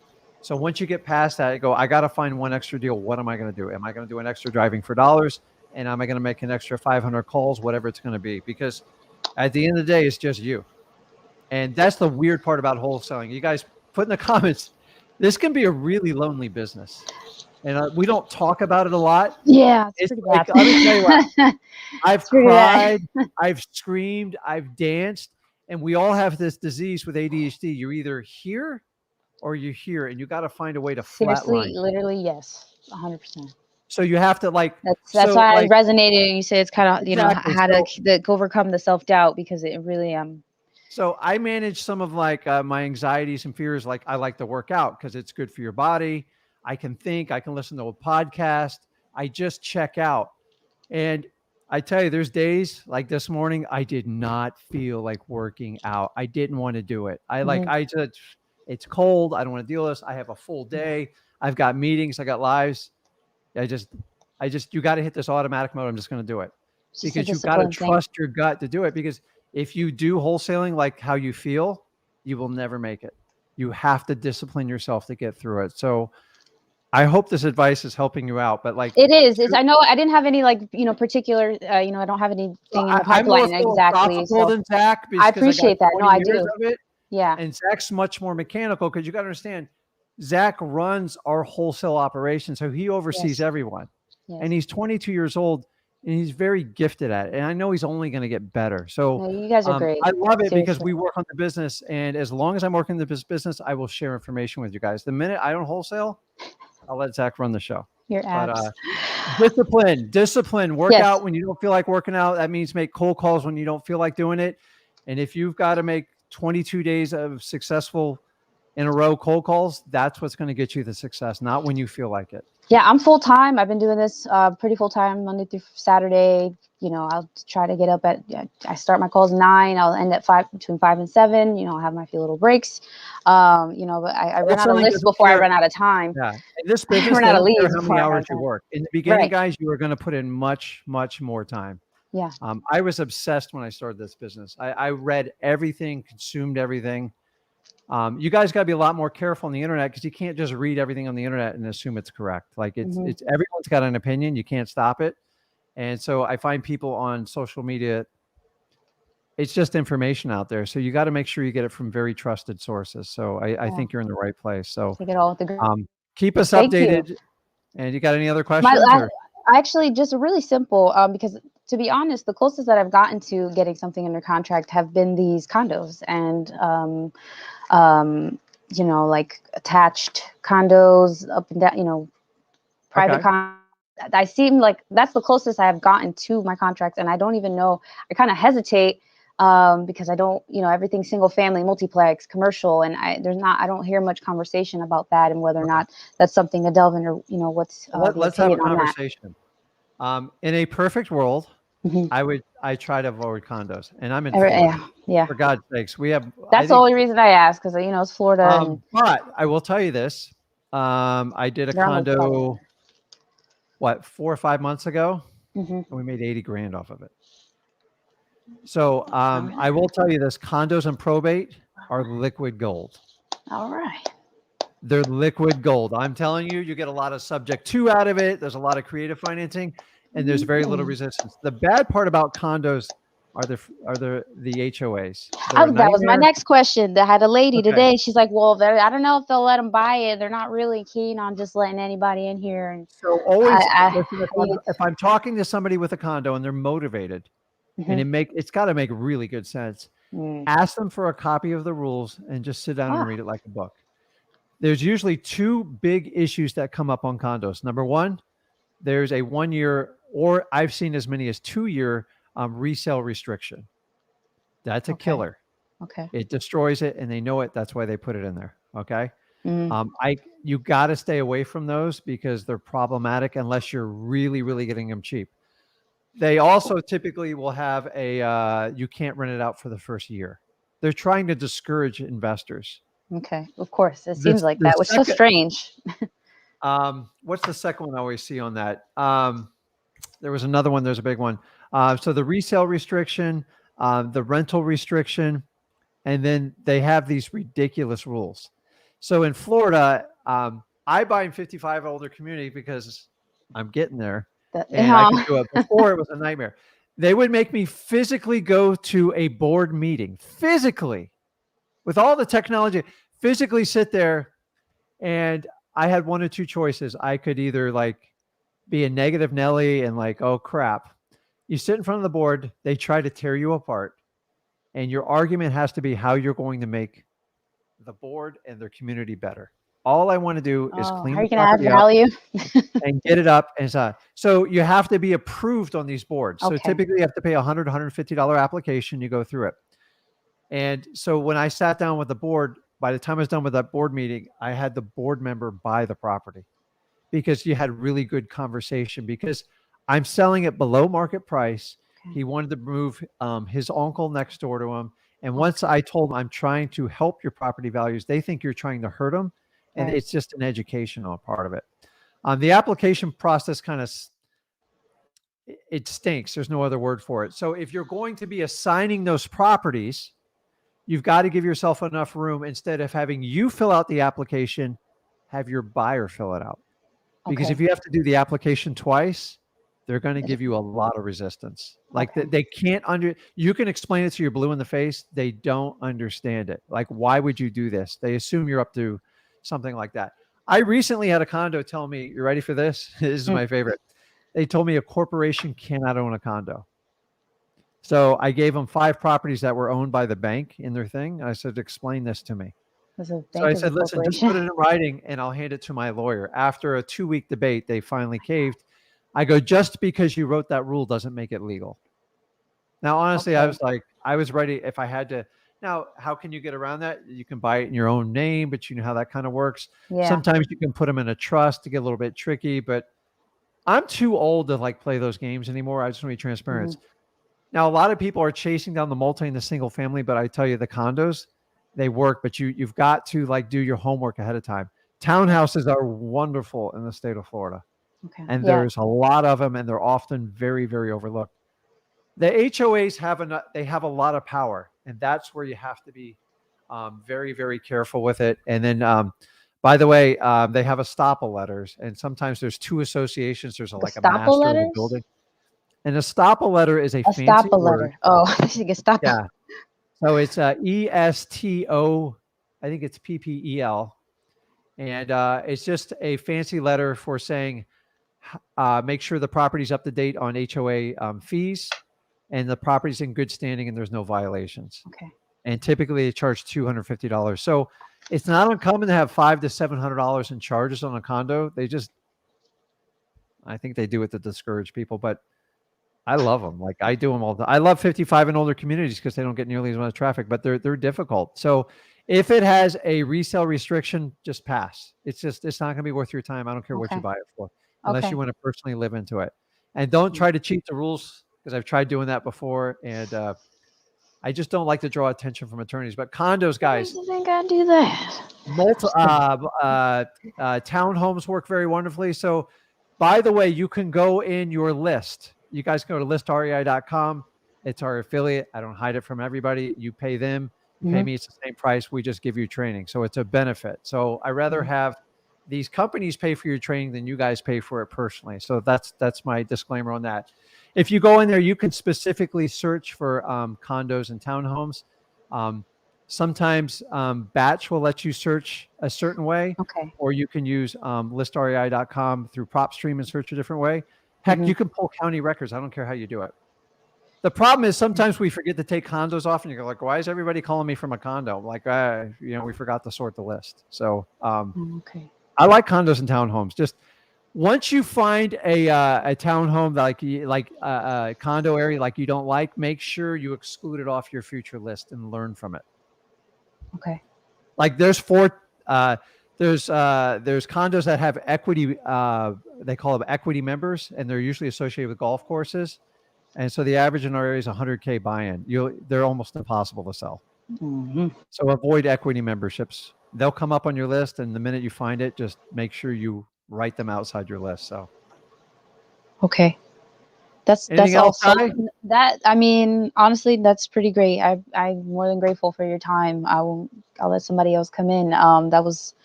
That's actually a really important part. I didn't even realize I needed, I guess, because you got it. Like, listen, you'll find your way.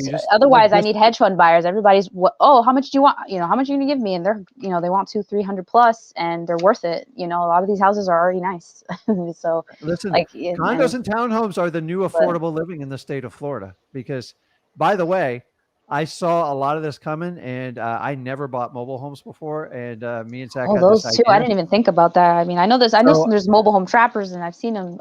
We bought mobile homes at $10,000, and we rent them out for $1,200 a month right now. I'll own them the rest of my life.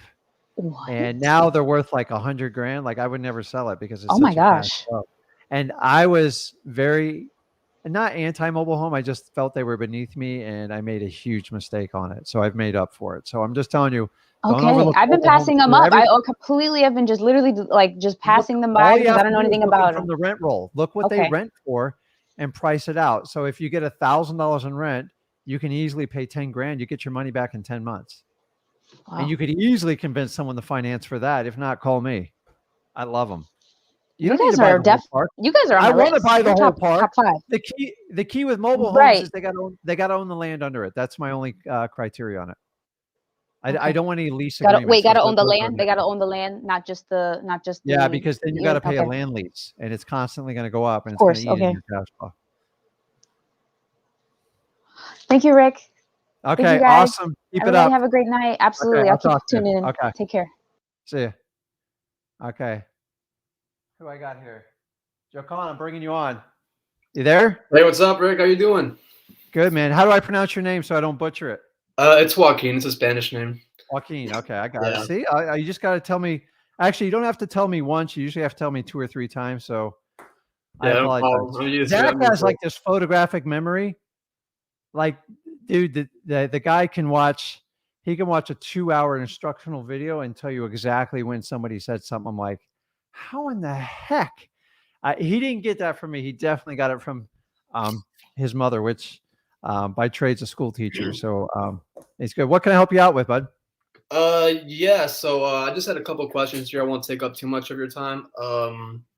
But from my understanding, my market where I'm at right now is not good. So what market is that? Boca Raton, Florida. Are you just down the street from us?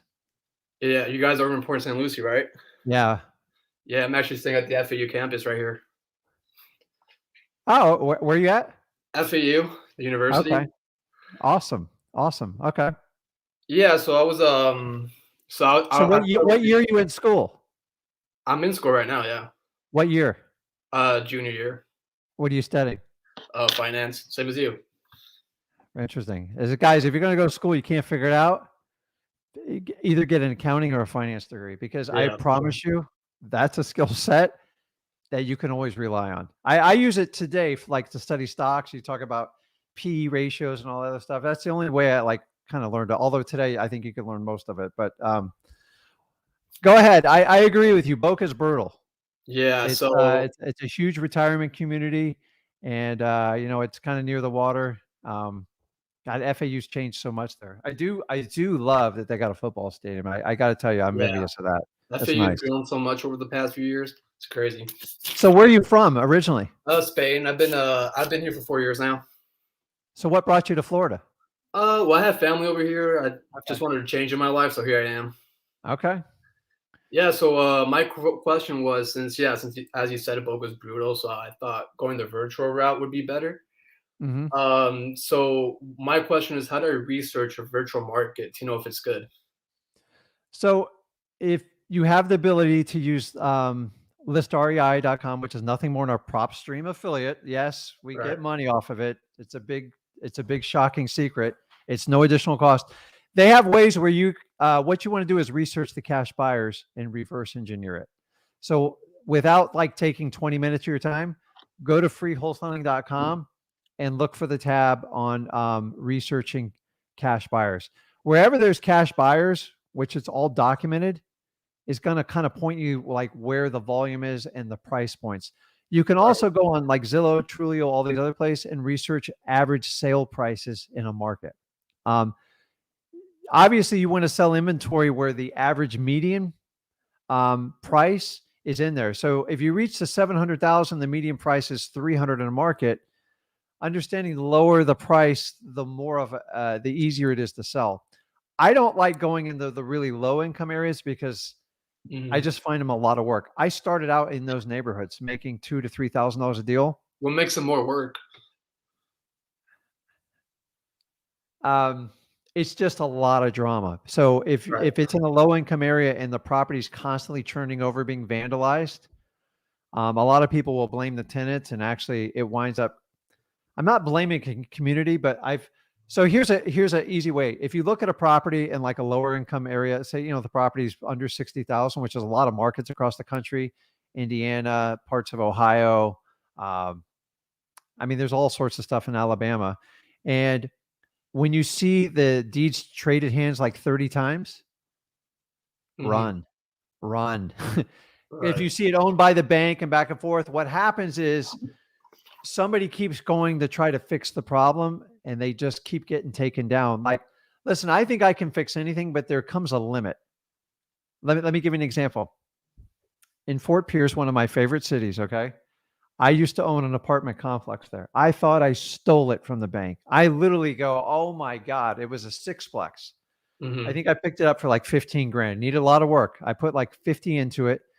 They broke the windows out. It was burnt out. No big deal. I could fix anything. I was in my early 30s at the time. Fast forward, I got a water bill 2 months in a row for $1,100. So I went and go talk to the tenants trying to figure out what's going on. And to find out somebody's running a car wash on the side of my building. Oh, wow. And apparently he ran the neighborhood too. And basically told me it was going to happen if I cut the water off there. Basically said he's going to burn the place down. That's what he said? happened. Yeah. I came back a week later. I put a lock on the water. All the windows are busted in. Part of the building burnt.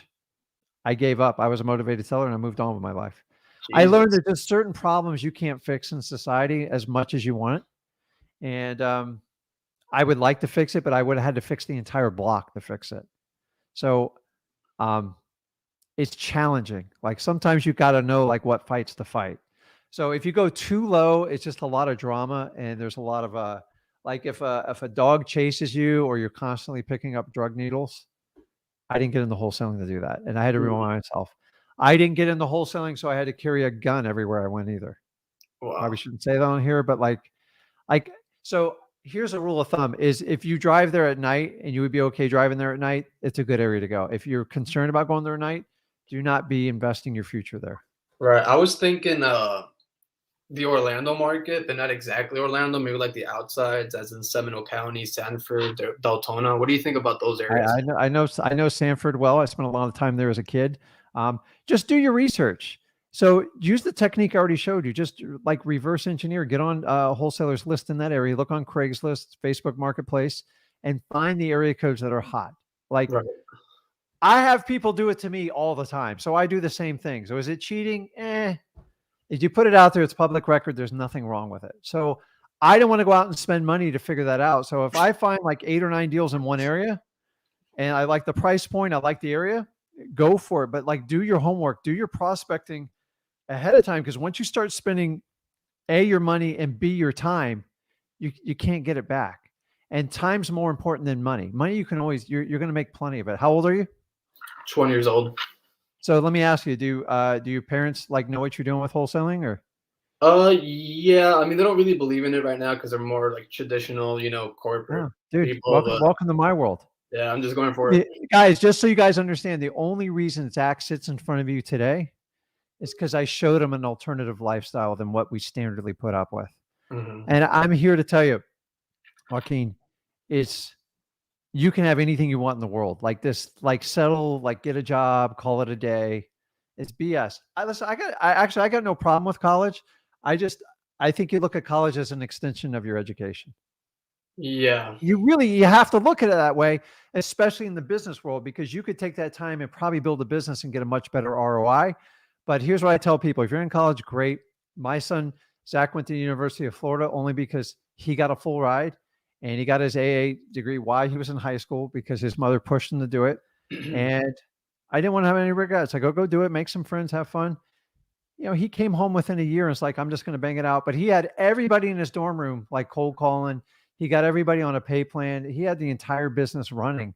And I proved him like he did it while he was wrestling in high school and he did it while he was in college. He's like, I don't want to stop doing this. I just want to keep pushing. So it's the only reason he's in front of you just because I showed him an alternative lifestyle. So I know you feel like you're fighting an uphill battle. Yeah. The best way to prove people wrong is just keep going. So I didn't start till I was 33. Dude, you're so far ahead. So like when you look like, you guys, we got to stop saying saturated and competitive. You just got to find a way to break through the wall or pick another market and go in. Because I find when people go, well, this market's saturated, then it becomes an excuse for every market. At some point, Excuses are not going to pay your bills. They're not going to get you the freedom you need to do. Dude, you're so far ahead where most kids start. Just have fun at school, like learn the stuff, finance, accounting, anything like that. Economics is okay, although that's changed. And just move forward with your life. Your best years are not in college. I'm telling you right now, if that's your mentality, you've given up in life. You can have a good time in college. It shouldn't be your best years.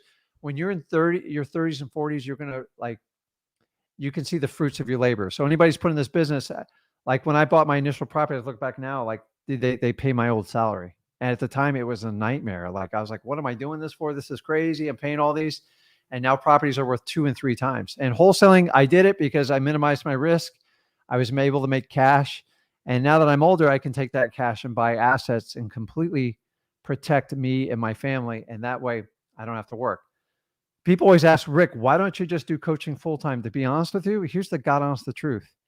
I just enjoy my freedom, man. I enjoy like doing this stuff, and I can help more people out for free than I could ever charge them. And if that business model changes, it changes. But like we have a different path in how we're doing it. And that's why I'm connecting with you. Right. People like, it makes no sense why you do this for free. I'm like, you'll figure it out in the long run. I promise everyone will figure out in the long run what me and Zach are doing. Yeah, because we don't follow. I Because we don't follow the this. traditional path. It's like we get vilified. I just find that kind of funny. Like, I don't care. People want to choose that. Like, knock yourself out. I paid for a ton of coaching.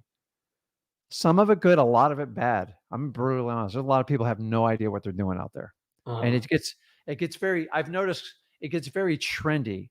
And if somebody's like super trendy, I get nervous because they attract a lot of people. And I've been in this business 20 years. You know how many people I've seen come and go? It's like a floodgate. It's the same thing every time. Oh, I remember remember Zach has his debate tonight. Yeah, I think, so you guys know it's Zach's debate. Like, Zach is a man, he stands on his own, and I support him as his father. I will give you my thoughts. I'm just going to let the two parties that are speaking, let their get points across, because I'm not going to get, first of all, I'm a little bit biased. Like, give me a break, dude. I'm his father, right? Yeah, of course. So I'm somewhat biased. So I'm trying to be fair about it. I don't know the other person personally, and I'm giving everyone the benefit of the doubt. So he's going to do it. I think it's actually going to help everybody in the community and shed some light on it. And remember, we're in a room where people aren't just agreeing, yes, yes, yes. You can ask questions and question people. The question is like how people go about it. I get it. The one thing I've learned in this business, the hard way, just I have to leave my ego at the door because it doesn't always serve me. And I know that. And like, we're men, we always want to be right. It's terrible. And so, yeah, Zach will talk. He'll tune into it. It's really, honestly, I think it's good. I think people are like, a lot of people don't understand Zach. And so I think this is kind of his moment to kind of show like who he is. The interesting thing is, why does it have to get to this point to get on a show like that? Like, honestly, we wouldn't get the time of day like past that. So I'm hoping something good comes out of it. But so those of you like, hey, why isn't it Rick? Because it's not me. It's like, Zach is his own person. He lives on his own. He pays his own bill. I teach my children to be self-sufficient, independent, free thinkers. And me and Zach don't always agree on everything, but let me tell you what, there's a reason I'm in business with him. He's very good at what he does. And he's still learning. He's 22. Let me tell you, at 22, I was clueless, dude. All I did was drink, party, had a good time, chase girls. Dude, this kid's been studying for this since he's like 12. Like, so I'm telling you, he's a big boy. He's independent. And I wish more young men would do what my son's doing, what you're doing, what everybody on this channel is, because you're fighting for a future. You cannot depend on these companies to take care of you guys. And as an industry and wholesaling, we all agree we need help. I agree. The question is how we get help. And I think that's what they're going to talk about tonight. So that'll be interesting. So I have one last question, then I'll be out. Go ahead. Of here. So if I'm going virtual, I'm assuming it'll be beneficial to work with an agent or in the area that I'm. So first of all, you got to research your laws on what market you're going to pick. Okay. Right. I'm not a lawyer.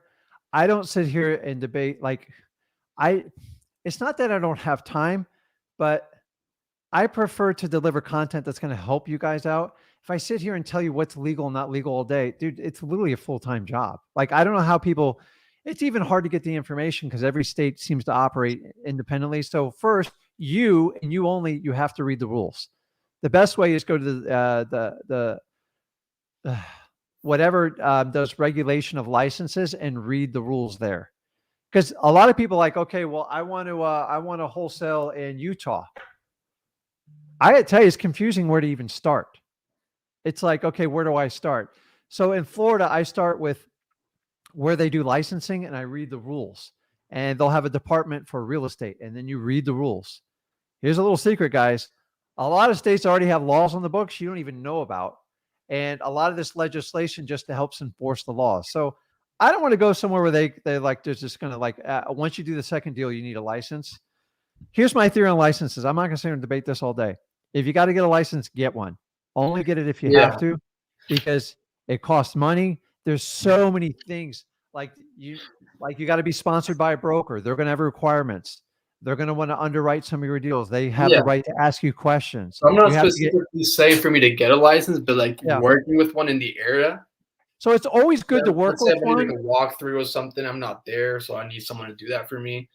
Yeah. So I like to hire aspiring realtors to help take pictures and help price out a property until I can figure out a market. And how you go about finding that person, just try to find, they always say investor friendly, but remember, don't waste, realtors don't want to work for free. Like it's annoying. Like you don't want to work for free, they don't. So make sure you do a relationship. A lot of times, so I don't feel obligated to the realtor, I'll just pay him like $50 or $75, take a picture and give me a BPO. Right. So a BPO is approaching them. What's that? How would you go in approaching them? Just be honest with them, have a conversation with them, and be authentic. Don't give them your like slick BS, like, hey, I'm flipping 400 houses this year. So many of us in this business have like, we try to create this persona that we're bigger than we are. If you just be authentic in yourself, you'd get so much further. I don't need you to be Rick. I'm not going to be Joaquin. Do what you're best at. I promise you, you have a superpower. You just got to bring it. Some people are funny and they make you crack up all day. Some people are just very charismatic. Some people just know how to be like real with people. So find out what your power is. Hey, guys, if you don't know what your power is, ask your parents, your girlfriend, your boyfriend, whatever it is. Ask them, if you had to pick one thing, what am I best at? And do not steer them. And it might shock the crap out of you. And like, go with it. Like, they know you better than anybody. If somebody's known you 20 years and they go, Joaquin, you're the funniest guy I ever met. Like, start it out with a joke. Like, it's just, don't be offensive about it and just connect with them. So I would start in any type of like Facebook groups, social media groups. And once you find a person, the beauty of social media is you can go back and look at their history over like the last year or two and see if what they said adds up. Are they posting investing properties? Are they working with other investors? And stuff like that. Listen, you're going to have to kiss a lot of frogs to find the right one. That's just how it is. It's a numbers game with realtors. Yeah, of course. We have this like wholesaler against realtor, and you just got to get past that argument because it's tired and old. Yeah. The realtors that don't understand wholesalers, they don't want to understand them, so don't waste your time explaining it, and vice versa. So it's about adding values both ways. Yeah, you got it, man. Just keep going. You're on the right path. Just kind of keep going, and then your job is to prove everybody wrong. And by the way, getting an education is not going to kill you. Just like the person working a full-time job. I worked a full-time job in wholesaling because I had to support a family. I made a lot of wrong choices. And I know people can relate on the show. And it doesn't matter where you start, it's where you finish, guys. So you are so far ahead of the game. So just jump on it. Take advantage of it. Your best time's not in college. It's going to be in your 30s, 40s. God, imagine when you're an old man like me, you're going to be like, you're killing it because you got such a huge head start on someone like me. But so does everybody else. So you're going to have to up your game and make it happen. So right. Okay, right, bud. well, that'll be it. Keep us in tune. We're on every week. So all right. Appreciate it, man. Okay, guys.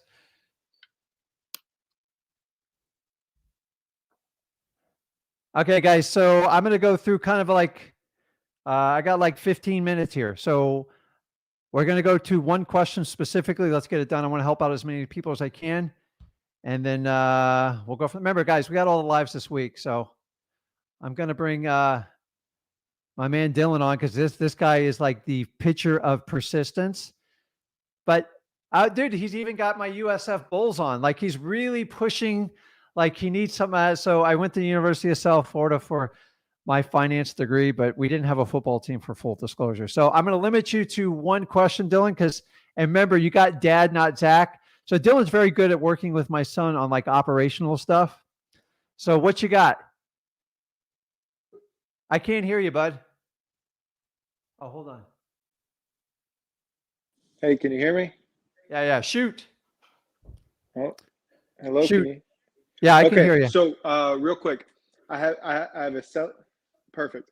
I have a seller who has said that he lives with his mom. Unfortunately, his mom has severe dementia. They started to have hospice come to the house and take care of her multiple times per week. I talked to the person. He says he wants to sell, but every time I talk to him, he's so overwhelmed with everything. He has no idea even what the first step would be. The house is in his name, but I'm not too sure. I don't know what to say to like offer as some type of solution to get the ball rolling. Every time I talk to him, he wants to sell. He's in distress. Obviously, he's dealing with his mom's situation, but he has no idea where to begin moving forward. And do you have any idea how I can? So this is a perfect fit for you. So those guys don't know Dylan. He's extremely persistent, just got his teeth kicked in the first few months. And I will tell you, he has the gift of gab. So he knows it. So you're perfect for this scenario. By the way, this is the norm. This is the norm of deals. People think, here's my house. I make 50 grand. No, you're going to work for this one. So the easiest thing to do when somebody's overwhelmed, and God knows I've felt overwhelmed before, is you have to break it down in steps for him. So have you met with him in person yet? No, I haven't. Okay. So the first step is set up a meeting and get them comfortable with you. I find something like this in person and just get to know them. Like, you don't even have an agenda. Just say, all I want to do is meet you, take a quick look at the house, and then we can find the first step in trying to solve this issue for you. That's it. Don't go over the contract. Don't do everything. Just do that.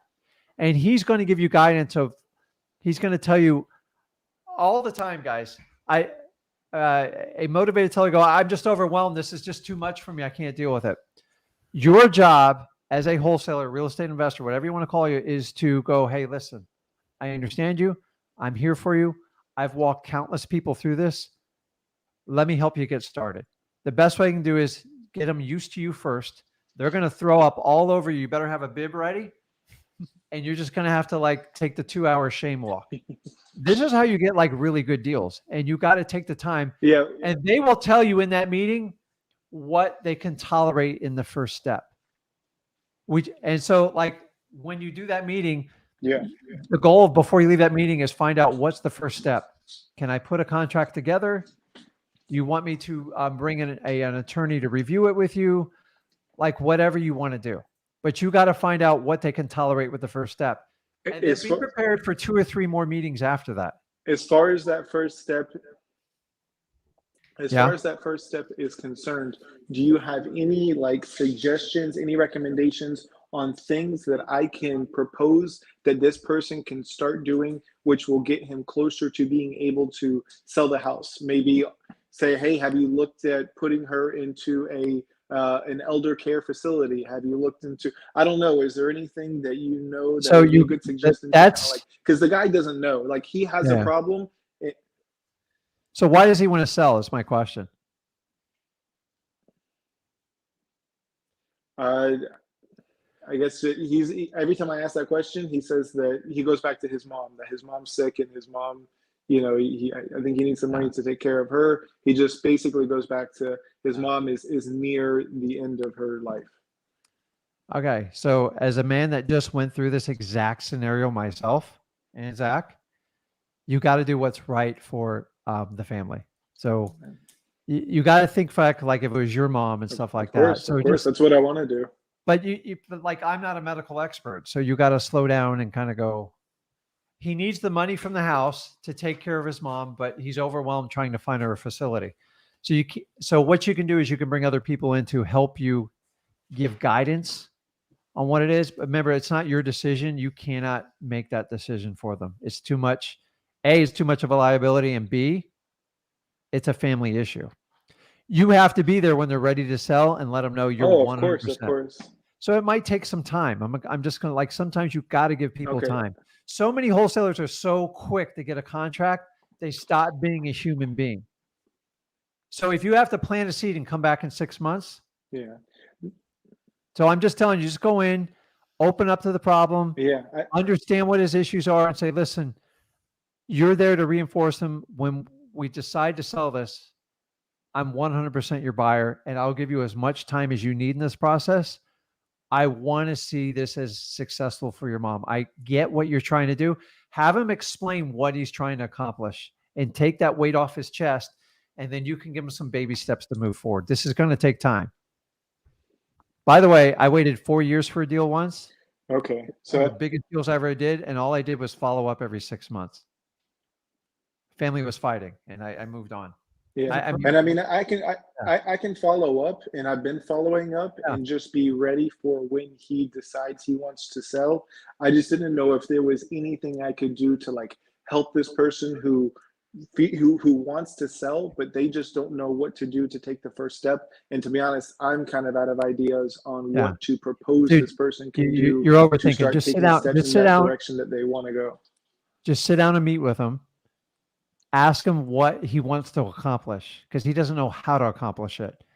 And then you can help him with baby steps to move forward, and it'll re-solidify your rapport. And when the time is right, you will be the guy to buy the house. Remember, you guys in wholesaling, you've got to think long play. So many people want that quick strike home run. I'm telling you, man, it's not super sexy, but deals like this, I do all the time because I wait everybody out. I'm in it for the long run. And if you're a decent human being, you want what's right for them. And if you can help somebody out and solve a problem and make money and take care of your family, that's what you got in the wholesaling for. Bottom line. So do what's right in your heart, and I promise you it'll work out for you, Dylan. Yeah. That's it. Thank you so much, Rick. I appreciate it. Hey, Zach, I'm looking forward to your live at 7. Also, Rick, I got my bachelor's at USF in finance as well. I got a bachelor's in finance as well. We'll have to compare. Yeah, well, I was both. I was way back. Okay, we'll talk we about had a football team when I went there, but we didn't really have a football team. Okay, thank you guys so much for everything. Zach, looking forward to seeing you at 7, and you guys take care. Okay, see you on the next one. Okay, Thanks. awesome. Appreciate it. Thank you. Okay. I literally feel like a cannon right now. I'm going to shoot out and I'm ready to squeeze one question, or I'm pumped. Let's squeeze one question. Then we got you pick it. We got to wrap it up because guys, we're gonna do one more. Let's make it short and sweet so we can help everybody out. And you guys, dude, we do these lives all the time. Like, this isn't like a one-time event. We love lives. Russian Eskimo. The best way to interact. Zach got a head start. All of us on this channel are lucky to be here. No, you're wrong. The Russian Eskimo. We're lucky to have you on here. Yeah. I will tell you one thing. We are in everyone's debt today to be on here. What's up, David? You know David? Yeah, I do. All right. Oh, is that That's David. I know David. David's I know a good guy. David. What's up, David? I think everyone's on here for some reason. There's a lot of people on this live. No, it's cool, man. Be interesting. Cool. I just wanted to say hi to Jared today. Hello, Jared. Thank you so much for watching. I'll see you soon. But all I really got to say today is Macho Man's here. I'm ready to go. Got Charles HBHS on here. We've had him on the podcast. I think everyone's on here. I'm excited to go. All I can say is I'm ready. I'm going to do what's right for the wholesaling people, and I am ready. Guys, I'm going to do what's best for this business. I'm telling you right now, we're ready to go. I'm excited. I'm ready to go. Are you pumped up? Dude, we're ready to go. The cream of the crop. Let's go, guys. Oh. Let's go. Woo! I'm jacked up, guys. So if you're ready to go, you're ready to see what's right for the wholesaling industry, I will see you soon, guys. Remember, I do this for the people that have no voice in this industry. We talk for you guys. No one else gives you a voice. We're here to give you that voice. We're here to help you out. I don't want your money. I want to help the people out. This industry has blessed my life. Where would you be without this industry right now? You would be an enterprise rent-a-car right now working 70, 80, 90 hours a week. Behind a cubicle. I'd be scrubbing toilets right now if it wasn't for this industry when I had no money. So I'm telling you right now, my life has been changed from wholesaling real estate. Your life has been changed from wholesaling real estate. You can provide the life, provide the time to help the people out and provide value for your family. That's what I do it for. We are all about family. Guys, you are all my family. I'm here to debate for the family here to help the people out. Guys, you've been abandoned from these gurus. I'm here to wipe the floor. I'm ready to change everyone's life. Guys, let's go. I want 2 claps and a Ric Flair from everyone. Woo! I'm ready to go, guys. I think I'm going to go take a nap, guys, because I'm a little bit older. So let's go. I'm pumped. Let's go, guys. I appreciate you. Make sure you hit that subscribe button to continue to receive the absolute best up-to-date information on wholesaling to get your first $100,000. That's it, guys. All I'm going to do from the next 30 minutes is play Conor McGregor walkout music. That's all I'm doing. I'm ready to go. Okay, I'm jacked. guys. Let's go.